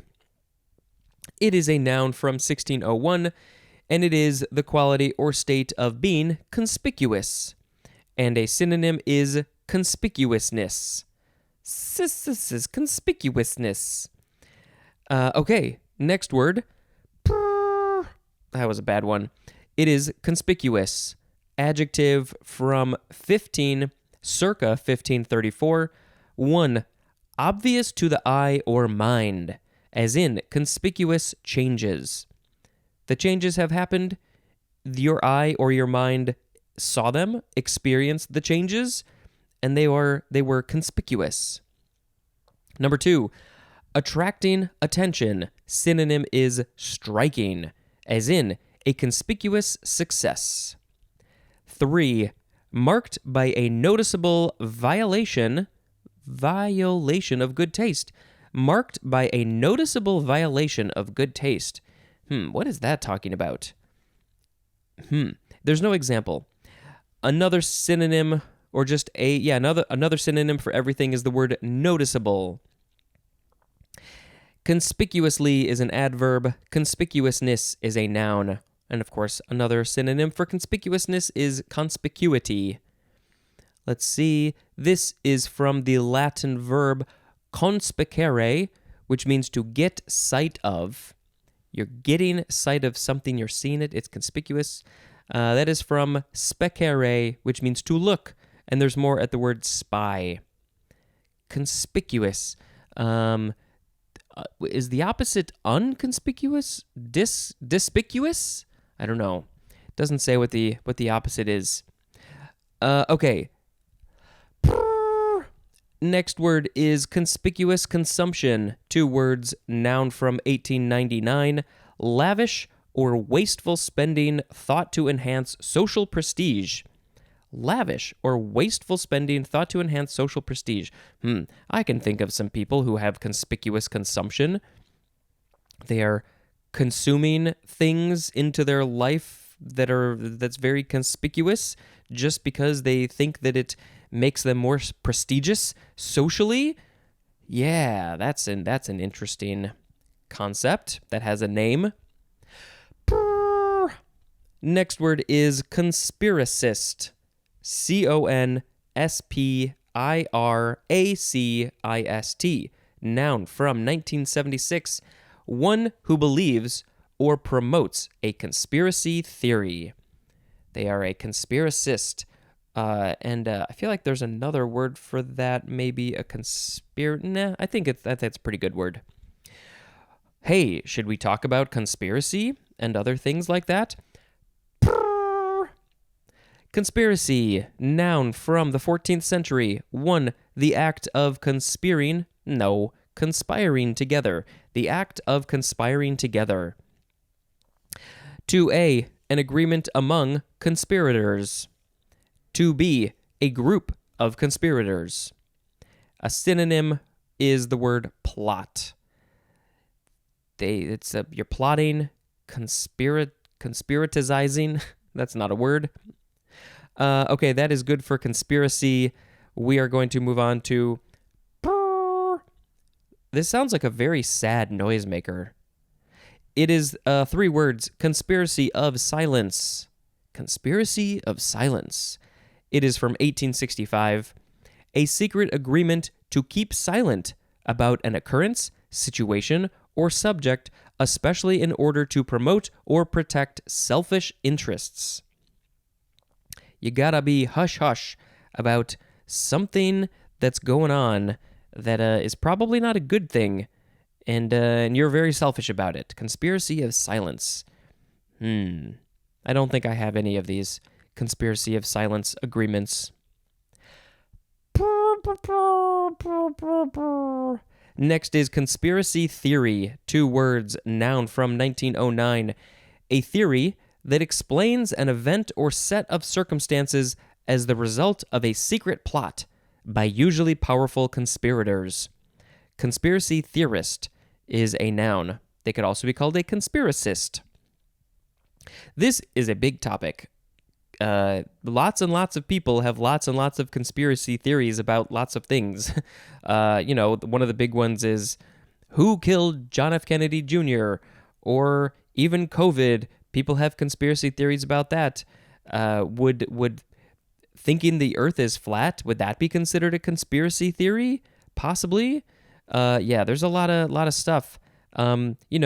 It's the idea of it's a theory thinking that people are conspirators, that they are acting in a secret way. Anyway, it's a whole thing, and I think that maybe sometimes these could be true. That's totally possible. It's a lot of people being skeptical about the facts that have been given to the world. That's what it is sometimes. Sometimes there's just no information and people just make up stuff, or what they think could be the real situation. But sometimes it's just people being skeptical. And I think to an extent it's good to be skeptical, but when you have very hard evidence and science telling you things are one way, there's a pretty good chance that there shouldn't be any conspiracy theories around that, like the Earth being flat. The easiest way that I think prove that the Earth is not flat is every single time that there has been an eclipse, the shadow of the eclipse is a circle. And if the Earth were flat, the sun would be projecting the shadow onto or from the Earth through the Earth at various shapes. It wouldn't always be a circle. If the sun were a sphere, if the Earth was a sphere, which it is, then every single time it creates a shadow, it's a circle. It's just, there's so many other ways to prove it. Anyway, we're talking a lot about flat Earth stuff just because it's a thing. It's a thing that people talk about. And we're not going to talk about it anymore. We're going to play a sound effect with my mouth and move on to the next word. It is the word conspiration. Conspiration. It is a noun from the 14th century. 1. The act or action of plotting or secretly combining. 2. A joint effort toward a particular end. People coming together for a certain ending. Conspiring, that word kind of has a negative connotation, though. Conspirational is an adjective. Next word is conspirator. Noun from the 15th century, one who conspires. Synonym is plotter. Let's see. We're going to get to conspire in a second. But yes, conspiring, the person who conspires is a conspirator. And maybe they are conspiratorial. That is the next word. Conspiratorial. Adjective from 1855 of, relating to, or suggestive of a conspiracy. Conspiratorially? How do you say this word? Conspiratorially. That is an adverb. Yep. I think that's good. Next word. That one was a little bit of a higher pitch. Was it a smaller noisemaker? I think it was. Next word is conspire. It is a verb from the 14th century. We have one transitive definition, and then we got a few intransitive. So transitive, the synonyms are just plot and contrive. And here we go with intransitive. 1a, to join in a secret agreement to do an unlawful or wrongful act, or an act which becomes unlawful as a result of the secret agreement. Ooh, there's a secret agreement. We have an example. Accused of conspiring to overthrow the government. Yeah, that's what I said before. Conspire has this negative connotation of, doing something bad or unlawful. Okay, 1b, the synonym is scheme. We are scheming and conspiring. Schemers are conspirators. Anyway, number 2, to act in harmony toward a common end. To act in harmony toward a common end. As in, circumstances conspired to defeat his efforts. Lots of things and people in groups and stuff getting together to defeat him. Yeah. Just trying to word it in another way for you. Okay, the etymology says it is from Latin conspirare, which means to be in harmony or conspire.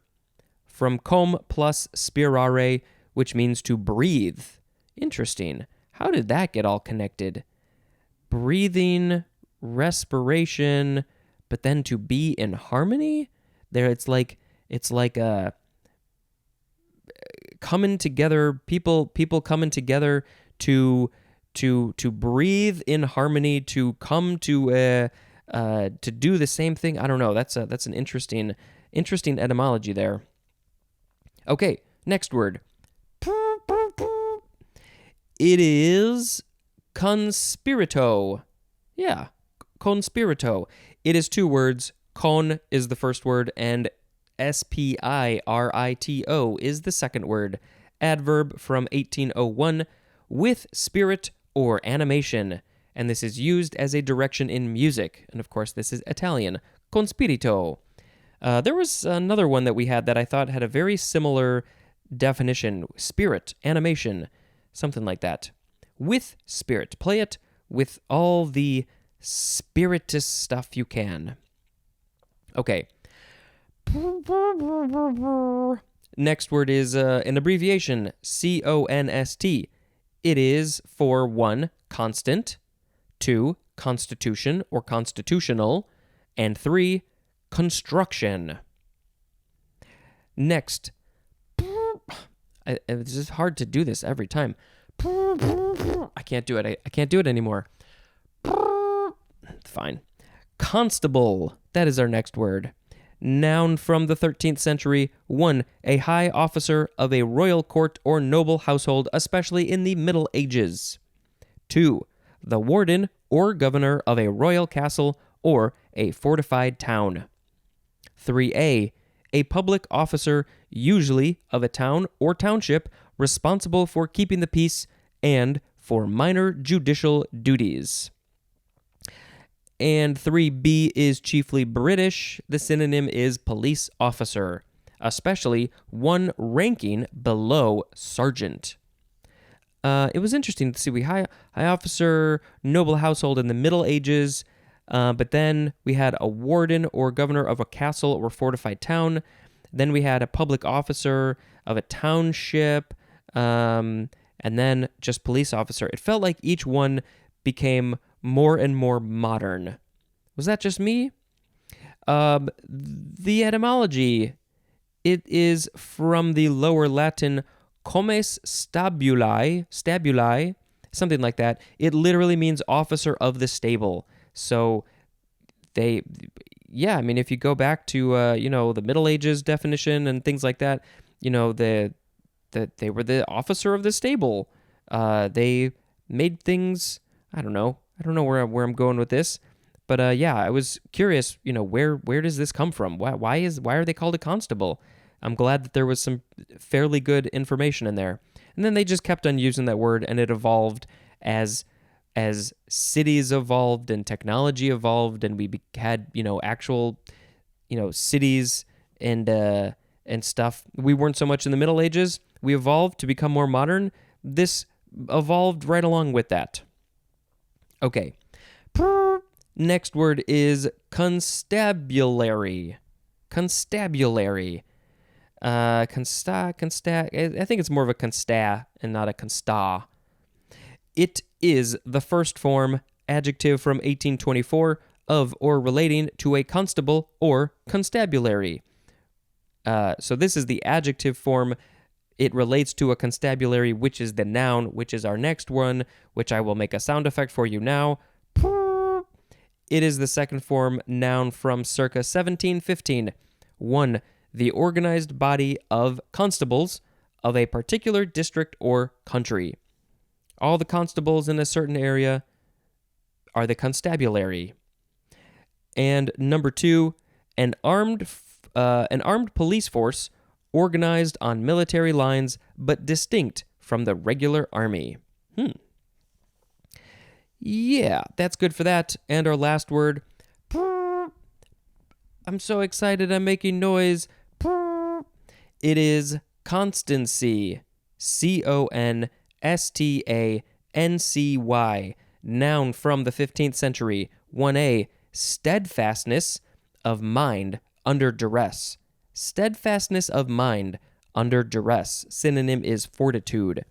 So if you are under duress, stress of some kind, but your mind holds steadfast. So you have constancy. 1b, synonyms are fidelity and loyalty. And number 2, a state of being constant or unchanging. Constant or unchanging. It's hard for a lot of things to be constant and unchanging. But maybe your mind is constant, especially when given to duress. Those were all the words. They were conspicuity, conspicuous, conspicuous consumption, conspiracist, conspiracy, conspiracy of silence, conspiracy theory, conspiration, conspirator, conspiratorial, conspire, conspirito, constable, constabulary, and constancy. Well, a lot of these I wasn't a big fan of. I'm not a big fan of conspiracy theories and conspiring and all that stuff. I guess conspicuous is okay, but that's just kind of a weird one. Maybe I will pick conspirito as the word of the episode. I think I did one of these before, and I probably will sing a very similar song. I am singing this conspirito, singing it conspirito. There is so much animation and spirit, conspirito. All right, I think that's fine. Let's read the holidays for today. And I think I updated my pages. Yes, I did. It is International Solidarity Day of Azerbaijanis. That's in Azerbaijan. New Year's Eve all over the world. Let's see. The U.S. also calls it First Night. The Philippines has, this is all related to New Year's Eve. They have, it's the last day of the year, or Bisperas ng Bagong Taon. And I know I said that wrong, but it's a special holiday between Rizal Day and New Year's Day. Yeah, that's today. In Russia, it is Novi God Eve. Japan has Omisoka. Scotland, it is the first day of Hogmanay, or Old Year's Night. Old Year's Night. Yeah. And of course, we can't not say that there are certain cultures, religions, groups of people all over the world that had historically celebrated the new year at a different time of year than right now. And so, this is the one that we're all on, but there are other cultures that celebrate New Year's at different times. And we talk about those sometimes when they come up. Let's see. It is the 7th day of the 12 days of Christmas. It is the second and penultimate day of Kwanzaa. And let's check this page real quick. Let's see. Australia has Falls Festival starts. That's in Lorne. I think we had one of those like yesterday or the day before. In Switzerland, it is Restoration of the Republic, Geneva. It is still end-of-year days. Hopefully this is the last day of end-of-year days. That's in the European Union. Belgium has Saint Sylvestre. Any fun holidays for today? There's Hogmanay mentioned again. That's the Scottish one. Make Up Your Mind Day. Well, it's very hard. It's so hard to make up my mind sometimes. It's National Champagne Day because a lot of people like to have champagne on New Year's Eve. No Interruptions Day. One Voice Day. Universal Hour of Peace Day. Is it possible to have a whole hour of peace all over the universe? It is Unlucky Day. World Peace Meditation Day. If you have been thinking about trying meditation, or if you have been told that it would be good for you, or have you just been curious about it, maybe today is a good day to try it. You can sit, they say 20 minutes, but it can be less than that. Start with 1 minute. Just sit quietly for 1 minute and try that. And then maybe go to 2 minutes. It's very, very helpful. Anything else? Nope. That is it. Happy New Year to all of you. And thank you for listening. Until next time, this is Spencer dispensing information. Goodbye. Hello, word nerds. Welcome to the dictionary. This is my podcast. Hello. Goodbye. No, don't go anywhere. We have to read the words in this episode. Okay, so, hey. Today, the day that this is airing is New Year's Day 2022. I hope 2022 is better for most people than the last couple of years. It's just another day. Okay, so I think today I've got a little bit of the allergy thing going on. There must be something in the air because my nose has been running and I've had a few sneezes. So I think the sound effect for today is just going to be a fake sneeze. Maybe I'll have some fun with it. Okay, the first word in this episode is constant. Constant. It is the first form. It's also an adjective from the 14th century. One marked by firm, steadfast resolution or faithfulness, exhibiting constancy of mind or attachment, as in a constant friend. They're just constantly your friend, always there, always friending it up. Number 2, synonyms are invariable and uniform, as in a constant flow. Number 3, continually occurring or recurring. Synonym is regular, as in a constant annoyance. Maybe this podcast is a constant annoyance in your ear. Well, then why are you listening to it? More synonyms for everything. They are the words faithful and continual. Constantly is an adverb. The etymology says this is from the Latin verb constare, which means to stand firm or be consistent. From com plus stare, which means to stand, and there's more at the word stand. Stand in the place where you live constantly. Ha-choo. There's the sound effect. We have this second form of constant noun from 1832. Something invariable or unchanging. That is the main definition, and then we have a number that has a fixed value in a constant... No, I don't know where these words are coming from. A number that has a fixed value in a given situation or universally, or that is characteristic of some substance or instrument. And B, a number that is assumed not to change value in a given mathematical discussion. And C, a term in logic with a fixed designation. Yeah, when I was doing math in the high school days, I definitely heard this term used in that context, but I don't do the math stuff anymore, so I don't use constant with math, but that's what that is. Achoo! Next word is constantan. Constantan, noun from 1903, an alloy of copper and nickel used especially for electrical resistors and in thermocouples. This is from the fact that its resistance remains constant under change of temperature. That's fascinating. How does that happen? Because it's science. People learn this, and then they used it to their advantage to make the stuff and the things. I've never heard of it because I don't work with thermocouples. Clearly, have you not figured that out? Constantan. Okay. Ha-choo. Next word is constative or constative. Either way is fine. It is an adjective from 1901, one of relating to or being a verbal form that expresses past completed action. A verbal form that expresses past... Okay, so the verb form... No, the past completed action of a verb. So like, I did this thing. I guess that would be a constantive. Or no, a constative.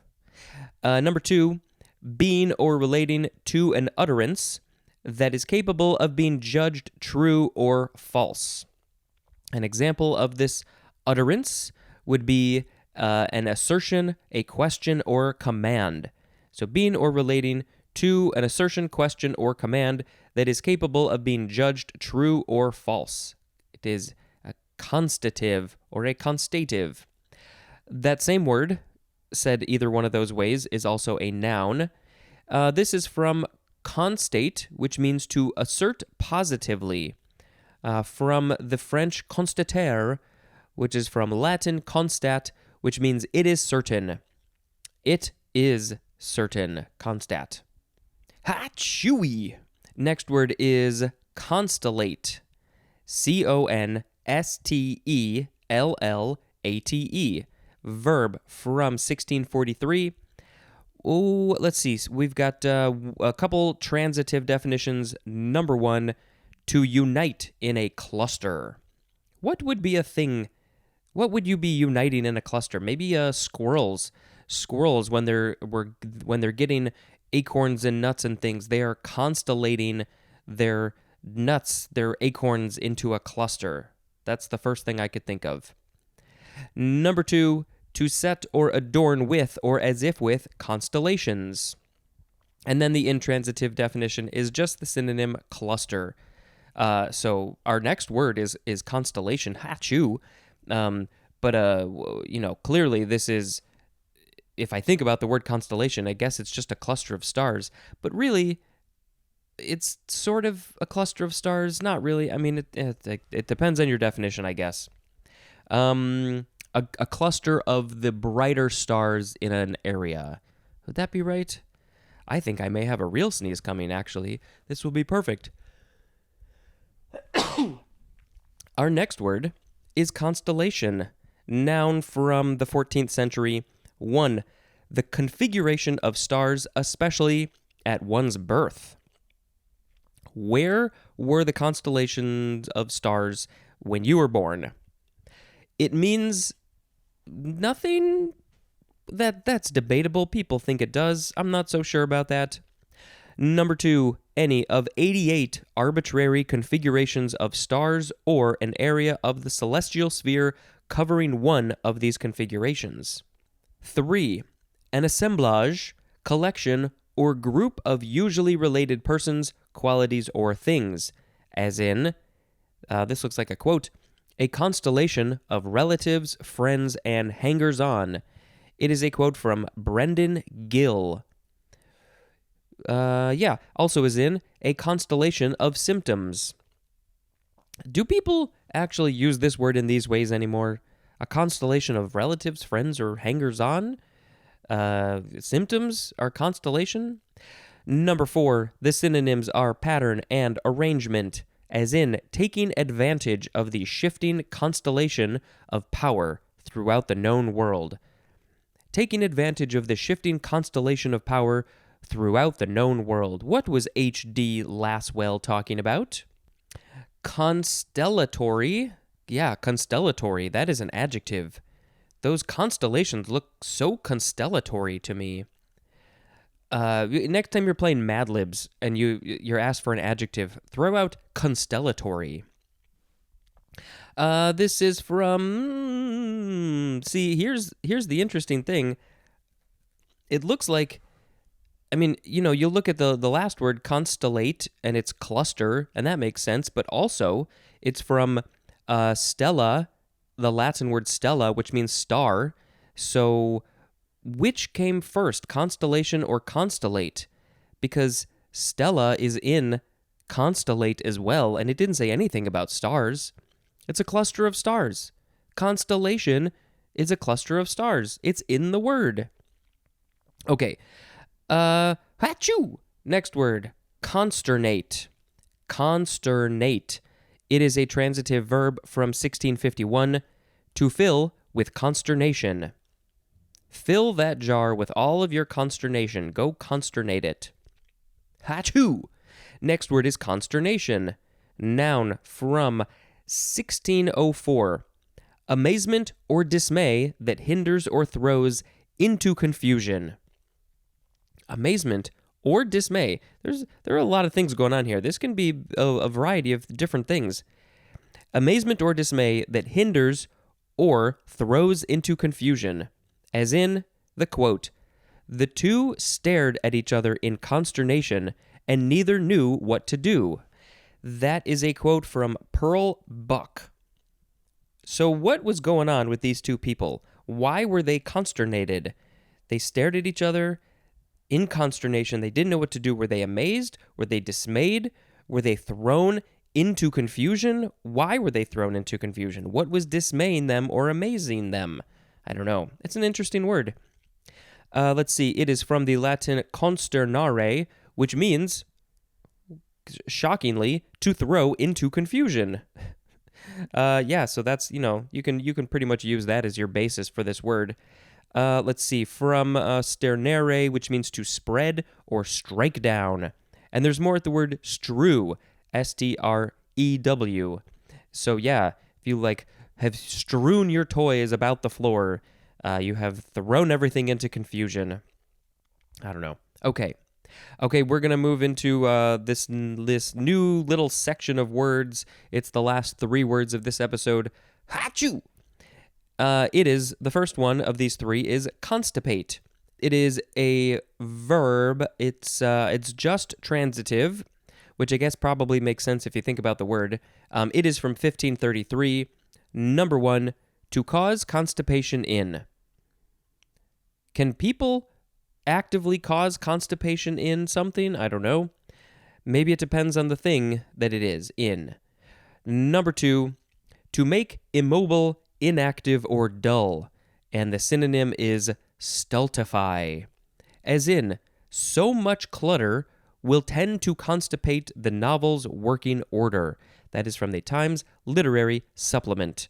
And we think of constipate as being something else, which of course we'll get to, but it can be other things. It can be clutter in a novel can be constipated. Let's see. It is from the Middle Latin constipare, which means to crowd together, from stipare, which means to pack tight. Crowding together, packing tight. You can say that the people on the train in Chicago at rush hour are constipated. There's more at the word stiff, by the way. Okay. Achoo! Next word is, I don't want to go too loud because then I don't want to hurt your ears. So yeah, okay, achoo. Next word is constipated. It is an adjective from 1547. 1, affected with constipation. 2, stilted or stodgy in appearance, expression, or action. Stilted or stodgy in appearance, expression, or action. That could be so many things. The first thought I had was art. Could a painting be constipated? If you make art, I want you to see if you can make a piece of art that is constipated in stilted or stodgy in appearance, expression, or action. Good luck with that. Okay, our last word. Achoo! Bless you. Thank you. It is the word constipation. constipation. Noun from the 15th century. 1, abnormally delayed or infrequent passage of usually dry, hardened feces. That's a whole thing. We could talk about that. Number 2, the synonym is stultification. So, let's see. I think, let's do that. Okay, so let's quickly reread the words. Constant, constantan, constative, constellate, constellation, consternate, consternation. It's like you add an ation at the end of a thing. Constipate, constipated, and constipation. We had at least 3 of those ation words in here. Okay, so I am going to pick, I guess, constipation as the word of the episode, because you have to eat healthy.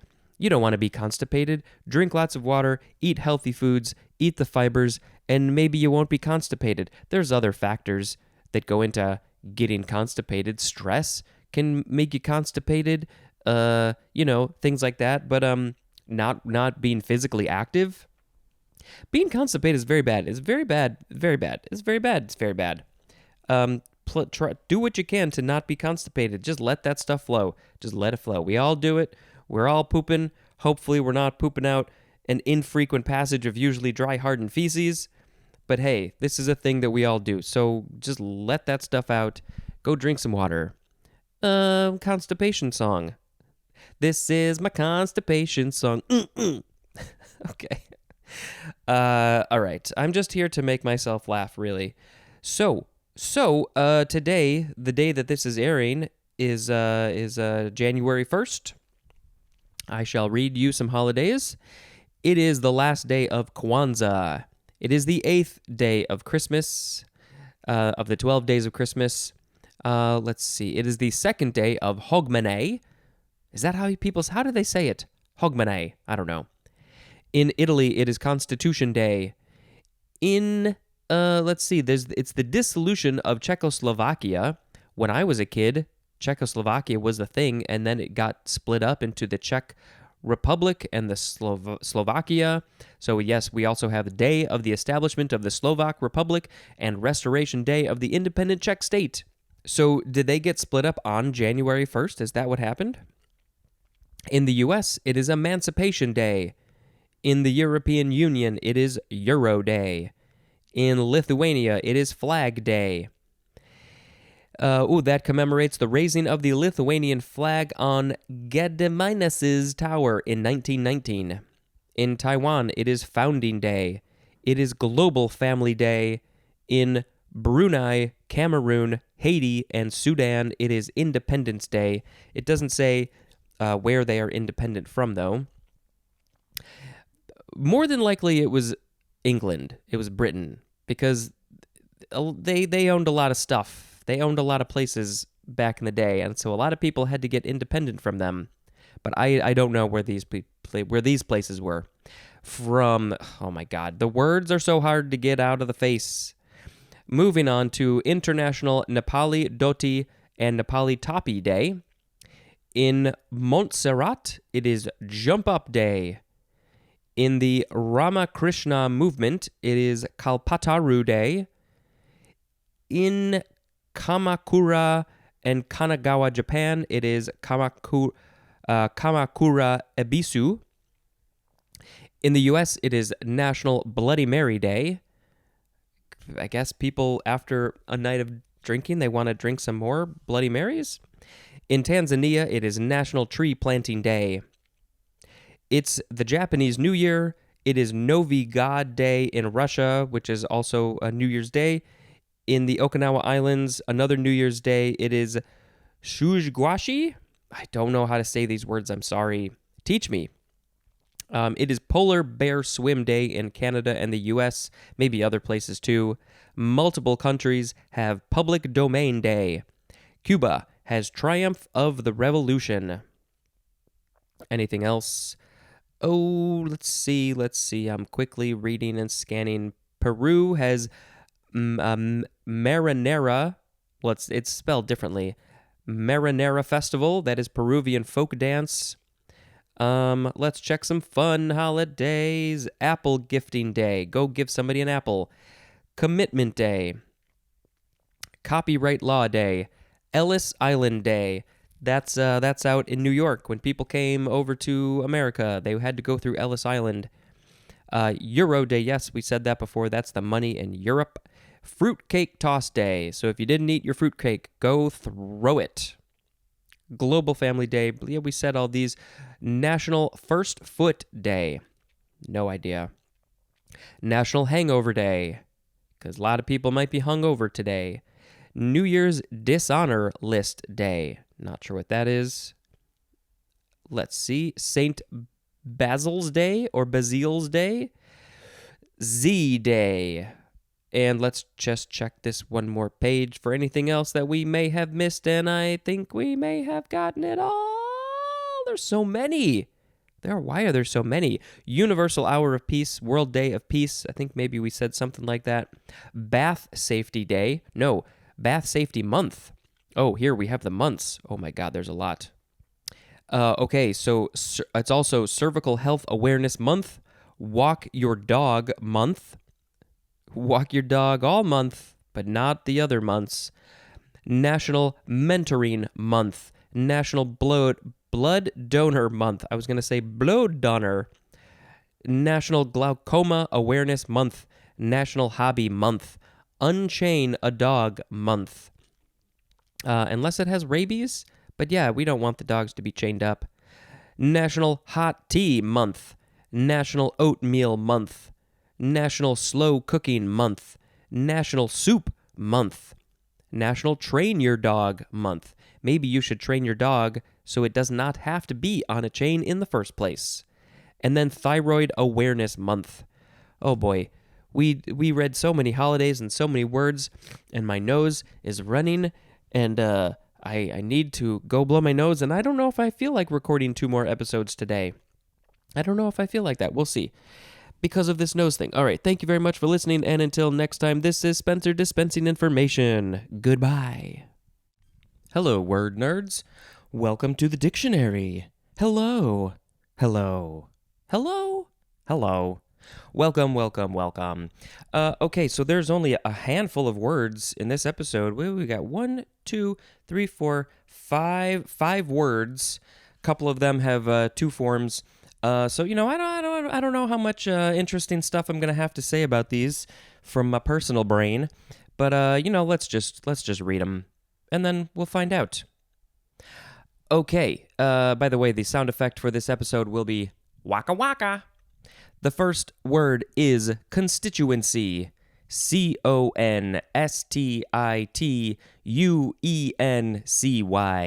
Constituency. You could pronounce it a few ways. They're all very similar, I think. It is a noun from 1831, 1A, a body of citizens entitled to elect a representative as to a legislative or executive position.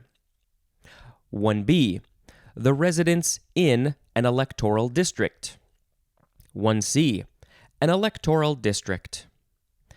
2A, a group or body that patronizes, supports, or offers representation, as in the example, creating a grassroots constituency for continuing the project. Grassroots, it's just the people. It's the people. That is a quote from Fred Reed, R-E-E-D.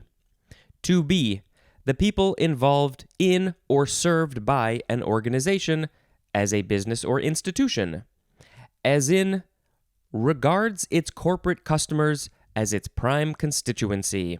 And that is a quote from Andrew Hacker. He likes the computers. Now, I don't know anything about Andrew Hacker. There is no etymology.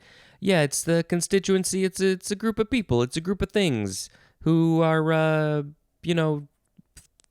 they're a group. Okay. I don't think my brain is awake. Waka waka. Okay, next word, constituent. I believe it is one person in a constituency or one portion of a constituency. This is the first form. It's a noun from 1622. One who authorizes another to act as agent. Synonym is principal, with the P-A-L at the end.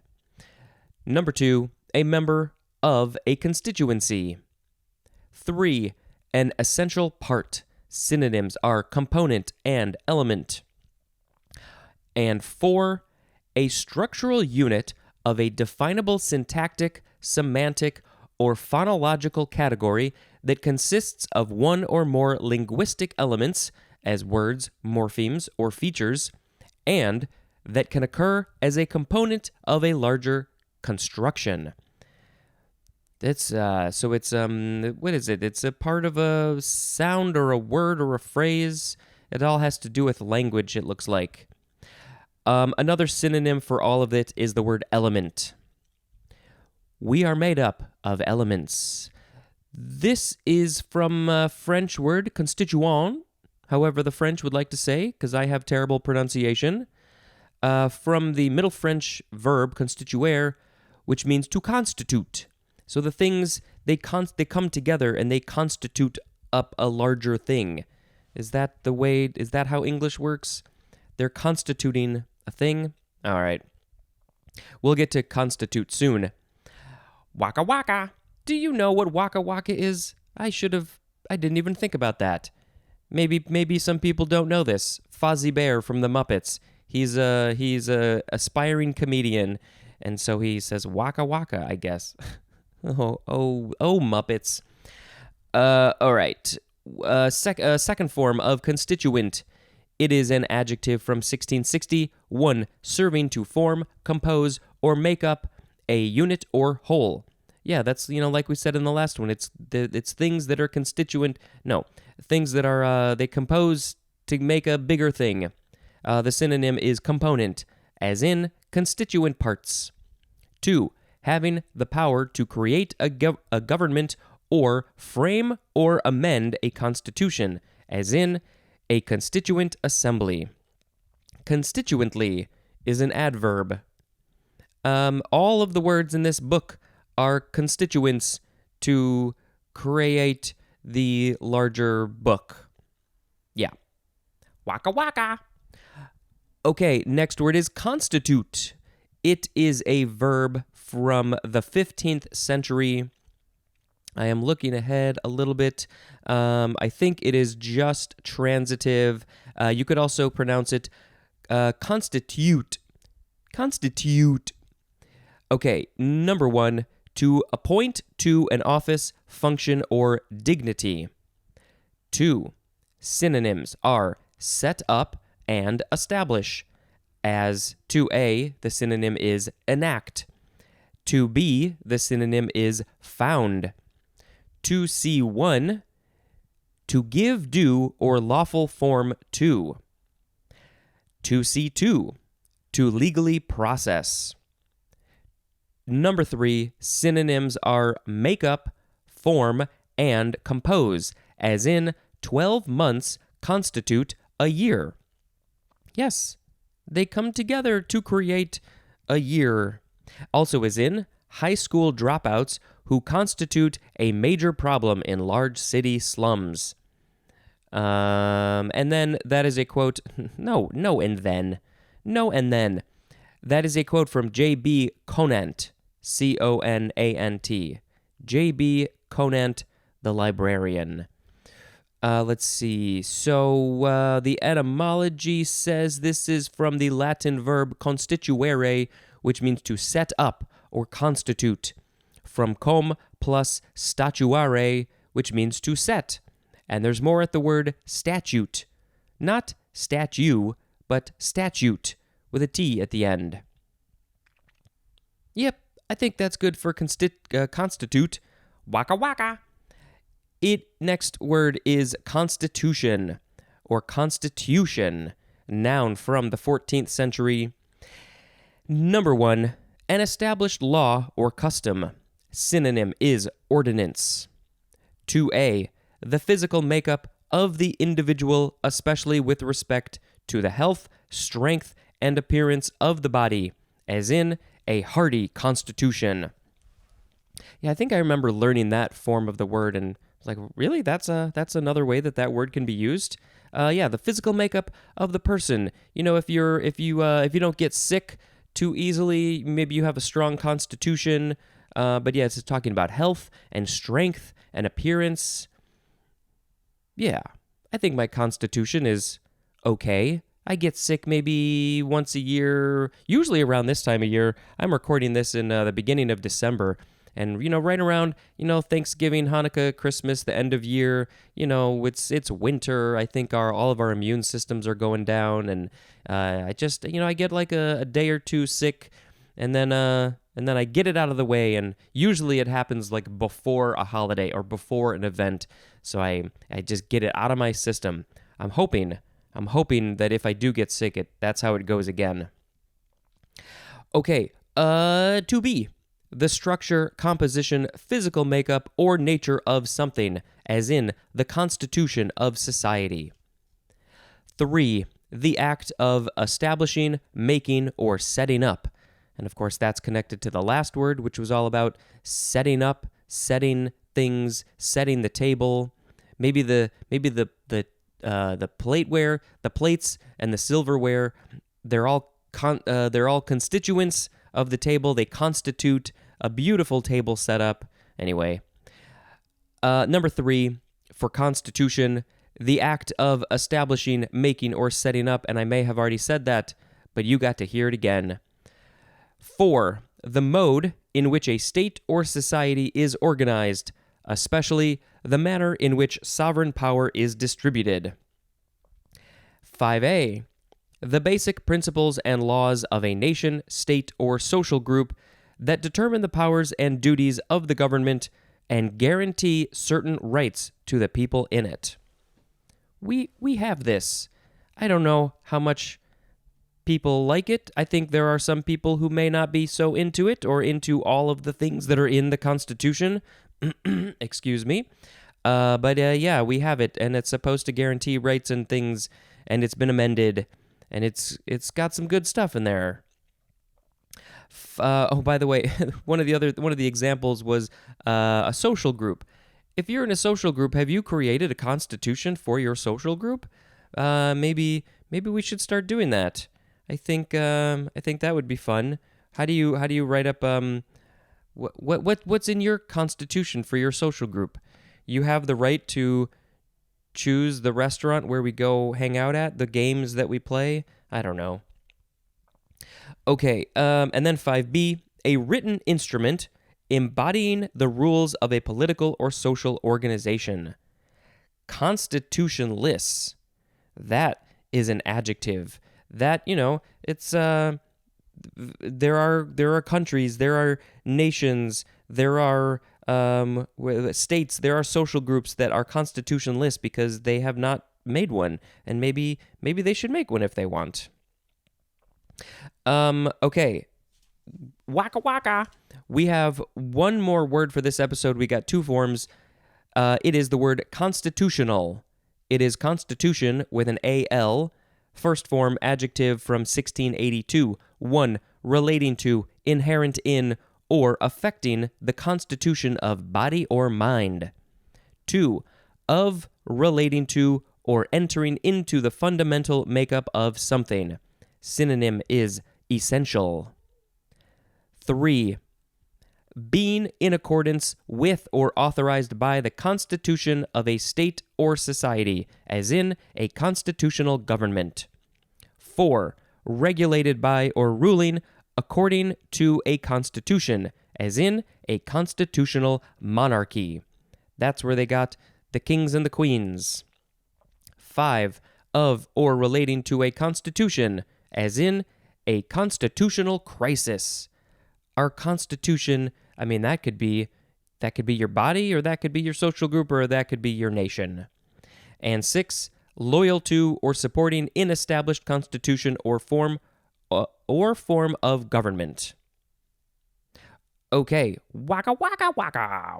Waka waka. Why is the chicken cross the road to get to the other side? That wasn't a Fozzie Bear joke. Waka waka. Okay, second form of constitutional, very last one. Noun from 1829. A walk taken for one's health. I'm going to go for a constitutional. My wife is on a constitutional right now. She likes to go for long walks. Her goal is, I think, 1,000 miles in 2021. And she's getting close. I mean, we're still in 2021, obviously. There was a whole big chunk of the earlier in the year where she didn't walk. And she's got this whole app tracking thing. And she's doing like between 5 and 10 miles a day, which I think is awesome and bonkers. Okay, so quickly reread the words: constituency, constituent, constitute, constitution, constitutional. I think I will pick constitution as the word of the episode. Our bodies have a constitution. I hope if you eat healthy and exercise, you will make that constitution even better. And the U.S. and other countries have a constitution, so maybe I will just read the beginning of it in song form, because that is what I do sometimes. We, the people of the United States, in order to form a more perfect union, establish justice, I've screwed up the words. Ensure domestic tranquility, provide for the common defense, promote the general welfare, and secure the blessings of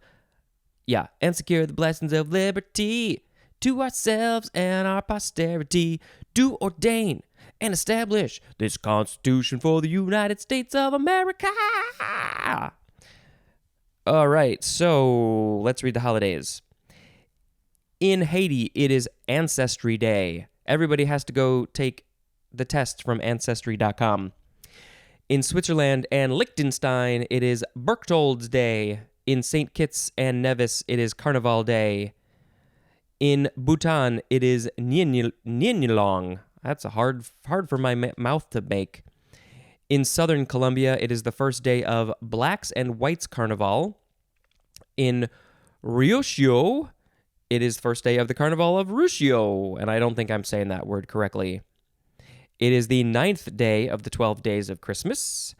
Second day of the new year in Kazakhstan, North Macedonia, Mauritius, Montenegro, New Zealand, Romania, Russia, Slovenia, Switzerland, Ukraine. Relatedly, it is New Year holiday in Scotland.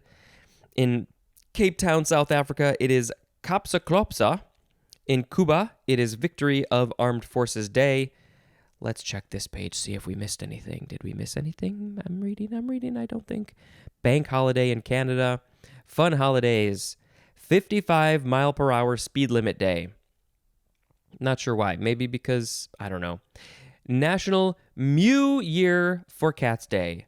Normally we say Happy New Year. I don't know what I even just said before. Happy Mew Year. Like cats, they meow, they mew. So it's Happy Mew Year for cats. Say to your cats, Happy Mew Year. National Buffet Day. National Cream Puff Day. National Motivation and Inspiration Day. And then as the month goes on and the year goes on, we will forget all of that. National Personal Trainer Awareness Day. Thank your personal trainer because they're about to get a lot of work for about 30 days. National Run It Up the Flagpole and See If Anybody Salutes It Day. I am curious about that. National Science Fiction Day. I like that stuff. Swiss Cheese Day. World Introvert Day. I'm a very much of an introvert, partially, mostly. I got a little extrovert in me. What else? St. Basil's Day or Basil's Day. Let's see. I think we got all these. Any Brew Monday. Go brew some stuff. Someday we'll laugh about this week. Someday we'll laugh about this week specifically. Not sure why. But we will laugh about it. And maybe when we do, we'll say, waka waka. All right, thank you very much for listening, and until next time, this is Spencer dispensing information. Goodbye. Well, hello, word nerds. How are you doing? I hope you had a good New Year's if you celebrated. And I hope that all the fireworks didn't scare your pets too much. Or at all. Not too much, just at all. I don't want them to be scared at all. All right, let's get into the words. But no, first we have to say that if you would like to review this, I sure would enjoy that. I would like to read some reviews. I haven't gotten any for a long time, and I'm extremely disappointed in all of you people. Why aren't you writing reviews? If you listen to a podcast, it is law that you must write a review. If you want to contact me, dictionarypod@gmail.com is an email address. You can follow me on Twitter and Instagram at dictionarypod. I haven't done the TikTok thing. My life just doesn't allow for additional stuff to put out there into the universe. There's also a Google Voice number if you want to call and leave a voicemail, and I will listen to it, and maybe I will put it in an episode because that would be fun for everybody involved. We have some guests coming up, and that's fun. Okay, so end of page 267. First word is constitutionalism. Constitutionalism. 7 syllables, because that's fun. Constitutionalism.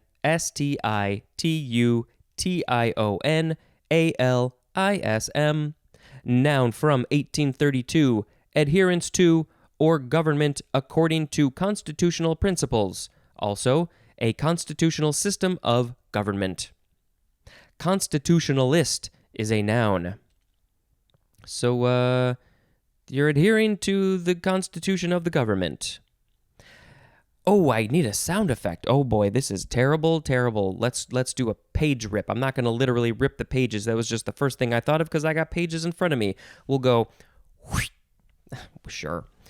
Next word is constitutionality. Constitutionality. Noun from 1787. The quality or state of being constitutional, especially accordance with the provisions of a constitution, as in, questioned the constitutionality of the law. That's how you use it in a sentence. There's a better... I don't know. It's a bad page rip. Next word is constitutionalize. It is a transitive verb from 1831 to provide with a constitution. Organize along constitutional principles. Constitutionalization is a noun, the act of constitutionalizing. I don't know what happened there. Rip. Next word is constitutionally. Adverb from 1742, 1a, in accordance with one's constitution, as in constitutionally unable to grasp subtleties. Subtleties in what? Subtleties in the way somebody is talking to you, in what's being written. Constitutionally, your constitution, your brain constitution is unable to grasp subtleties. I think that might be what that is. 1b, in structure, composition, or constitution.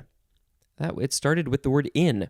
As in, despite repeated heatings, the material remained constitutionally the same. Its constitution, the things that made it up, that set it all up together, its constitution was the same.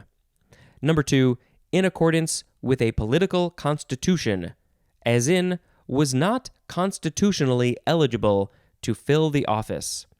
The constitution of the government said that they could not fill in that office. Well, I know president, you have to be born in the U.S., you have to be at least 35 years old. There's probably something else. So that, according to that, if somebody does not fill those descriptions, they are not constitutionally eligible to fill the office. I don't think this is a page rip. It's just something else. Next word is constitutive. Constitutive. Or constitutive. I guess some people say that. Constitutive. Adjective from 1592. 1. Having the power to enact or establish. Synonym is constructive. Number 2. Synonyms are constituent and essential. Go listen to yesterday's episode for a little bit more information on constituent. 3. Relating to or dependent on constitution, as in a constitutive, or how do I want to say this word? Constitutive. A constitutive property of all electrolytes. Constitutively is an adverb. Constitutively, I don't know, that's just a fun word to say. Next word is constrain. We have finished all the constituent, constitutional words that are all sort of similar. Constrain. It is a verb from the 14th century. I think it's just transitive. I think it's just transitive. 1a, to force by imposed stricture, restriction, or limitation. 1b, to restrict the motion of. Actually, I'm going to reread that. To restrict the motion of to a particular mode. And the example of the thing that is being restricted could be a mechanical body. Like a car, like a robot, like a something, a drill, I don't know. Number 2, synonym is compress. Also, to clasp tightly. I don't know why it wouldn't just say to clasp tightly and then put the synonym. There's got to be a reason they put that in that order. 3, to secure by or as if by bonds. And the synonym is confine. And then, broadly, there's another synonym, limit. Limiting, confining, securing as if by bonds or with bonds. Okay. 4, to force or produce in an unnatural or strained manner. As in, a constrained smile. How do you do a constrained smile? You're forcing it, producing it Oh, you know what? I would think constrained means it's like you're holding it in, you're not really smiling out, you're not showing your teeth, you're not letting out the smile like you would be if you were laughing. But what this is saying is you're forcing it. I definitely had that type of smile when I was younger. Definitely into junior high, maybe even high school. I didn't know how to smile for pictures. So there's some examples. If I am able to go back into there's one in particular in a yearbook, a junior high yearbook. If I can dig through storage and find it, which I probably won't do, I'll post it because I had a terrible, terrible constrained smile. I didn't like it. Just didn't know how to smile for pictures. I just didn't know how to do it. It's hard to make a natural smile in the moment. If you can laugh If you can laugh, you can smile good. Okay, enough of that. 5, to hold back by or as if by force. See, that's what I would think constraining a smile would be. As in, constraining my mind not to wander from the task. That is a quote from Charles Dickens. That is very hard to do. To stop your mind from wandering. A synonym for everything is the word force. Constrainedly or constrainedly, that is an adverb.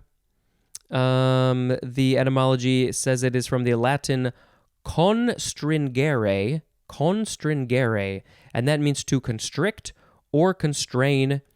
This is from stringere, which means to draw tight. And there's more at the word strain.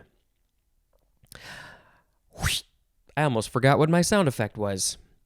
Next is constraint. Constraint. I think I'm going to turn up my headphones a little bit. Okay, constraint. It is a noun from the 15th century. 1a, the act of constraining. 1b, the state of being checked, restricted, or compelled to avoid or perform some action. As in, the constraint and monotony of a monastic life. That is a quote from Matthew Arnold. Yes, if you live a monastic life, if you are a monk and you decide to live that life, it's going to be, there's not going to be a lot going on. You're constrained into a small group of tasks. You're going to meditate. You're maybe going to grow food and cook food and sleep and eat and more meditation. Okay, 1c, a constraining condition, agency, or force. Synonym is check, as in put legal constraints on the board's activities. Yes, that would be you're stopping them from doing certain things legally.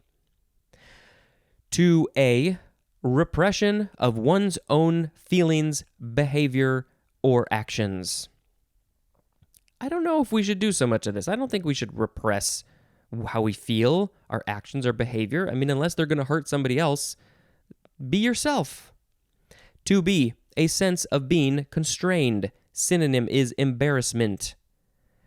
I could very easily feel embarrassed and constrained about this podcast, but I choose not to. Okay. Next word is constrict.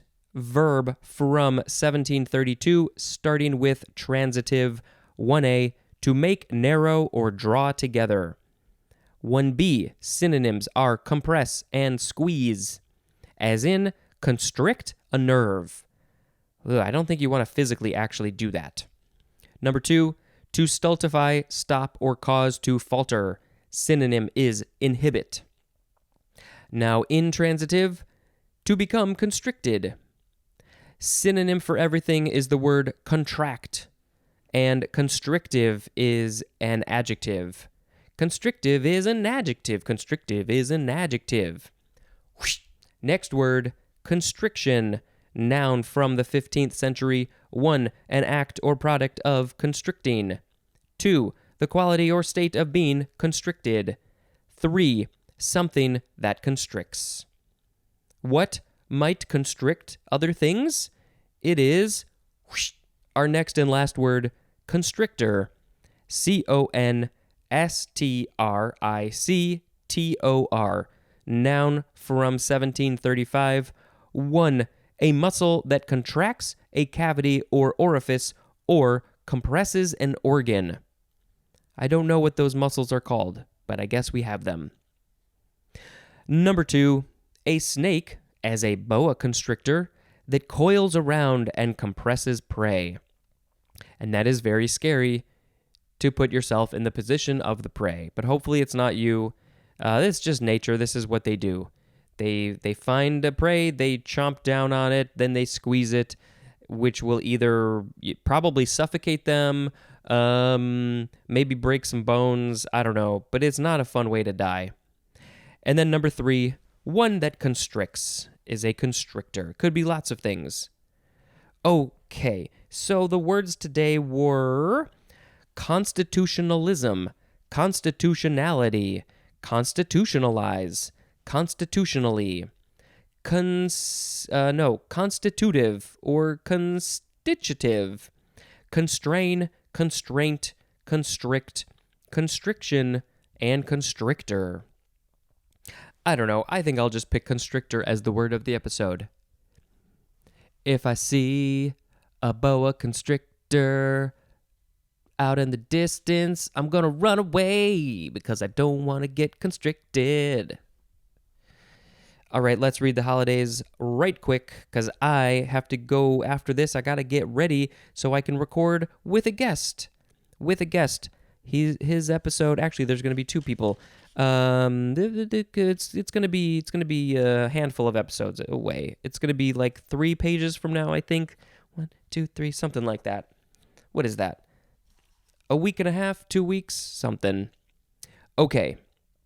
Today in Burkina Faso is anniversary of the 1966 coup d'etat. In Indonesia, it is Ministry of Religious Affairs Day. In Japan, specifically the Hakozaki Shrine and Fukuoka, it is Tamasasari Festival. It's the 10th day of the 12 days of Christmas. Anything on this page that's different? Estonia has Memorial Day of the Fallen in the Estonian Liberation War. Holiday after New Year's is in European Union. New Year's Day is observed in Singapore and Ukraine. Any fun holidays that we want to talk about? It is Festival of Sleep Day. Go sleep. It is Humiliation Day. I hope you're not humiliated. That's not fun. It is J.R.R. Tolkien Day, which I think must be his birthday. Happy birthday, J.R.R. Tolkien. I need to read some of your other books and things. It shows a picture of a hobbit hole, and I have maybe seen this very hobbit hole in real life. Memento Mori, also known as Memento Mori Day, and also Remember You Die Day. So today is a good day to think about your death, because that's what we should all do. Maybe go watch the movie Memento. It is National Thank God It's Monday Day. I don't think most people usually feel that. National Chocolate Covered Cherry Day. National Drinking Straw Day.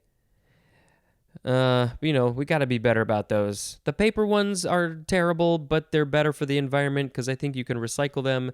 Maybe you could get a metal one that you can reuse, and maybe we shouldn't put so many plastic straws into the oceans and stuff. National Weigh-In Day. Weigh yourself and... I'm getting distracted by the picture. Weigh yourself because a lot of people like to do a lot of working out at the beginning of the year. So you got to know where you're starting from. It shows a picture of somebody's feet on a scale. They look, this is very, I'm making a judgment. They look like man's feet. They might not be, but they do look like it. But the scale, it's at 88 pounds. Now, the feet don't look like they are the feet of an 88-pound person. And I'm just guessing here, but it's very hard to find an adult who weighs less than 100 pounds. I don't know where I'm going with this. It just seems odd for an adult to be standing on a scale that's only 88 pounds. Maybe it's not an adult. Maybe it's a kid, but they also don't look like kids' feet. Okay, moving on. National Write to Congress Day. And maybe you could talk about the Constitution when you write to Congress. Women Rock Day. Yeah, they do. Let's see. Anything else? We read that. We read International Mind Body Wellness Day. Yeah, go do some meditation. Go for a walk. A constitution. You can go for a constitutional walk. Fruitcake Toss Day. Toss that fruitcake in the park. See how far you can toss your fruitcake. Festival of Sleep. Folic Acid Awareness Week. Yeah, be aware of all the folic acid in the things. All right, we're going to end this episode. Thank you very much for listening. And until next time, this is Spencer dispensing information. Goodbye. Hello, word nerds. Welcome to the dictionary. So my voice may be a little bit raw. I just recorded a longish episode with not one, not two, but three guests. This episode will not air for another 20 days, January 23rd. We started with Steve Goody. He was the main guest, and then a couple of people who were coming over to his house, they came over as well, and so they chatted. Warnings. It is not a family-friendly episode. Obviously, I tried to have all these episodes be as family-friendly as possible. I may bleep some stuff out, or I may just let it all fly and not bleep anything out. And if you want to hear it, you can hear it. And if you don't, you don't. I did not warn the guests. I did not get a chance to warn them that it was a family-friendly podcast. But you know what? In this way, it's better because they just get to be themselves and not censor themselves. So I like that. Yeah, we had a fun conversation. We'll see how it turns out. I don't know if they were on a mic, but I didn't get to hear. I don't know. Let's just talk about the words in this episode. This is the top of page 268. 268. I think I need to come up with a sound effect. I'll go, what will I do? Quonk. That's the sound effect. All right. The first word is constringe. Constringe. Constringe. It is a transitive verb from 1604. 1. To cause to shrink. As in, cold constringes the pores. Nobody uses this word. Number 2, the synonym is constrict. Constringent is an adjective. Is that like a thing that you can spray or put on something that will make it shrink? Yeah, maybe. What was my sound effect? Cronk. I don't know. Next word is construal. Noun from 1948. It is just the number 1 definition for the word interpretation, as in political construals of reality. And that is a quote from R.J. Newhouse, spelled Neuhaus. Interpretation, construal. Okay. Cronk. Next word is construct. First form, it is a verb from 1663, just transitive. 1. To make or form by combining or arranging parts or elements. Synonym is build. Also, the synonyms, why couldn't we combine them all? Contrive and devise. Construct, a construction out of constituents? Not sure. Number 2, to draw with suitable instruments and under specified conditions. And the example of the thing that you might be drawing would be a geometrical figure. You have to construct it so it is as geometrical as possible. Maybe you're using a protractor. Is that the right tool? 3. To set in logical order.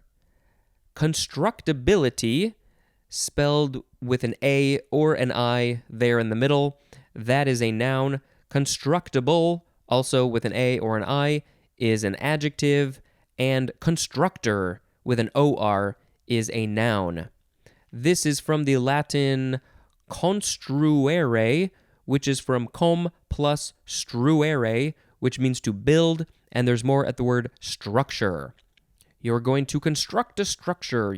It's a constructure. No, that doesn't make any sense. Okay, next word, cronk. It is the second form of construct. No, this one, the emphasis is on the first syllable, so it is construct. Noun from 1933. 1. Something constructed by the mind. What can the mind construct? As 1A, a theoretical entity. That's all it is, a theoretical entity. As in the example, the deductive study of abstract constructs.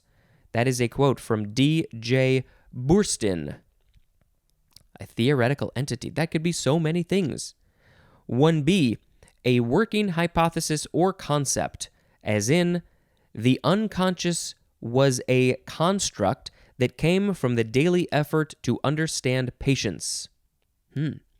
Number 2, a product of ideology, history, or social circumstances, as in privacy is more than a social construct or an idea. It is a condition of the body. That is a quote from Sally Tisdale. We have lots of quotes today. Privacy is more than a social construct or an idea. It is a condition of the body. Privacy is a condition of the body. I'm fascinated by that phrase. I'm curious to know more context about that. Sally, if you're listening, can you call me up? I have a Google Voice number. You all can call it up too, and you can leave a voicemail about what you think about things in the world and stuff. Okay, kronk. Next word is construction. Noun from the 14th century. 1, the act or result of construing, interpreting, or explaining. 2a, the process, art, or manner of constructing something. Also, a thing constructed. I am slowly but surely constructing this podcast. By the end, it will be all fully constructed into all of its various pieces of episodes. 2b, the construction industry, as in working in construction. 3, I think the only job in construction that I could do would be the person standing in the street with the stop sign or the slow sign. That's the only thing that I would feel skilled at. Number 3, the arrangement and connection of words or groups of words in a sentence. And then also syntactical arrangement. You have to syntacticize your words in the correct arrangement. 4, a sculpture that is put together out of separate pieces of often disparate materials. Those are cool. You find things that don't make sense and you put them together and you make a new thing. Constructional is an adjective and constructionally is an adverb. Kronk. Next word is constructionist. I think I'm going to need to get some new sound effects up in here because I got a long ways to go. What are we going to do? We got to come up with some fun sounds to make. Okay, constructionist, noun from 1838, one who construes a legal document in a specific way. And the example of this legal document could be the U.S. Constitution. Yes, it had to be constructed by a constructionist. There's an example, a strict constructionist. That is hard to say. A strict constructionist, would they just be a constrictionist? Combine it together. Okay, next word, kronk. It is construction paper, 2 words, noun from circa 1924. A thick ground wood paper available in many colors and used especially for school artwork. But you can use it for lots of other things. I don't know if I ever thought about the fact, when I was a kid at least, that construction paper, you use it to construct things. But that must be where the word... It seems like an odd way to name a thing, though. Really? You construct things out of this paper, so we're going to call it construction paper? Kronk. Next word is constructive, adjective from circa 1680. 1, declared such by judicial construction or interpretation, as in constructive fraud. 2, of or relating to construction or creation. 3, promoting improvement or development, as in constructive criticism. I think constructive criticism is a pretty good thing. You know, you're not being mean or negative or nasty in any way. You're trying to give them thoughts and things on how to make something better. And, it's their choice if they want to take those notes, if they want to take that constructive criticism and change the thing. Maybe they like it the way it is. That's fine. But, I think if you start off your thing by, can I give you some constructive criticism? Maybe it'll lessen the blow of what you might say, depending on what you're going to say.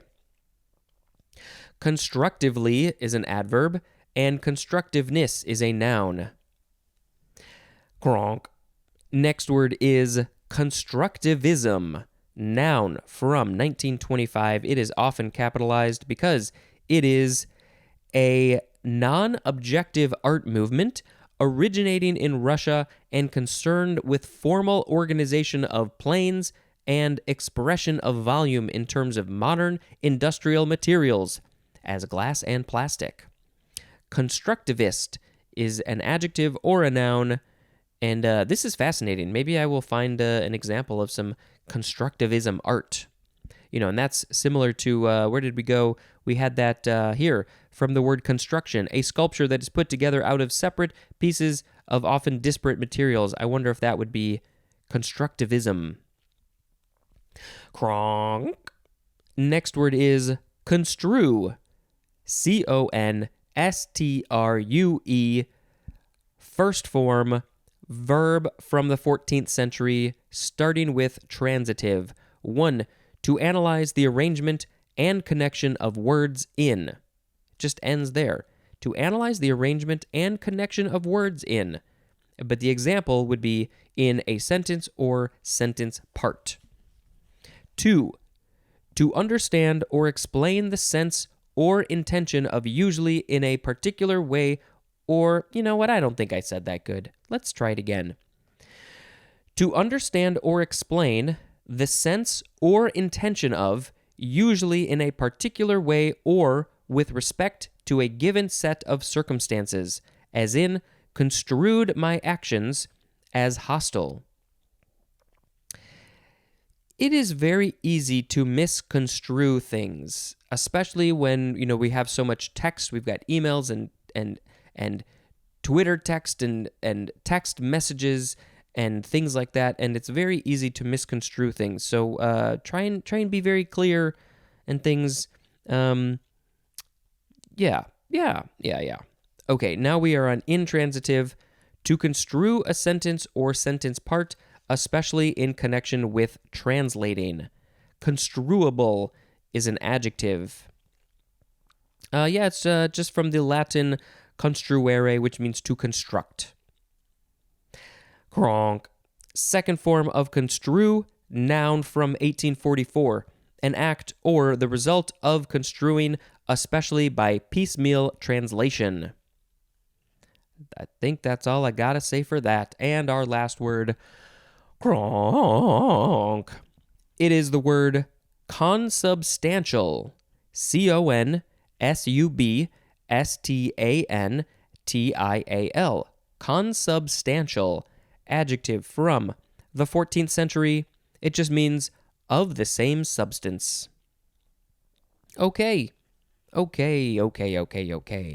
So the words in this episode were constringe, construal, construct, construction, constructionist, construction paper, constructive, constructivism, construe, and consubstantial. Maybe I will pick constructivism as the word of the episode because I think it is a fascinating sounding type of art that I don't really know anything about. Constructivism is an art that I don't know anything about. Constructivism. Okay, I think I shall read some words. Yes. I will read some words to you, but they are also holidays. Today is January 4th. That is the day that this is airing. That is not probably the day that you are listening to this on, though. It is the 11th day of the 12 days of Christmas. Ironically, Steve, in the future episode in 20 days, he mentioned that he has a new song.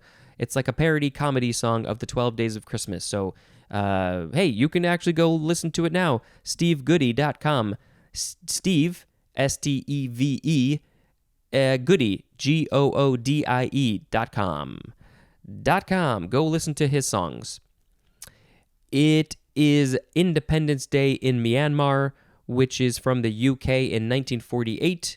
In Angola, it is Colonial Martyrs Repression Day. In the Democratic Republic of the Congo, it is Day of the Martyrs. In the movement for the survival of the Ogoni people, it is Ogoni Day. What is this? The annual it's the Tokyo Dome show. It is the annual Wrestle Kingdom event run by New Japan Pro Wrestling. Whoa. Oh, it's World Braille Day. Go learn some Braille. if you want. I think it's good to learn it. I think I mentioned that when we got to the word Braille, I was maybe kind of sort of trying to learn it. I haven't done any practicing on that since then.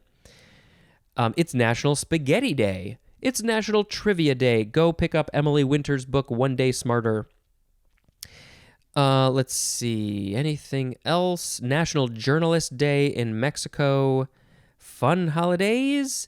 It is Dimpled Chad Day, and it shows a picture of that hole punch handheld hole punch thing. And why is Dimpled Chad Day? Did it go all the way into January 4th when we had the 2000 election with all the Chad stuff? It's Free Flower Basket Day. It is Pop Music Chart Day. Tom Thumb Day. He was a real dude. He was a very small dude. Maybe today was his birthday. World Hypnotism Day. Go get hypnotized today. Let's see. Anything else? See, this says Weigh-In Day, but I thought that was yesterday. Perihelion Day. There's something related to the sun. Perihelion. It is, occurs 2 weeks after the December solstice. Earth's center is approximately 91,402,500 miles from the sun's center. Numerical integration is required to make precise predictions of perihelion passage. It is quite interesting to see what goes on in the universe and the planet on which we live. But what is the point of this? I'm not sure.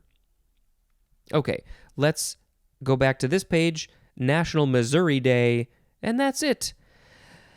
Oh boy, I think I'm done recording for the day. Thank you very much for listening, and until next time, this is Spencer dispensing information. Goodbye.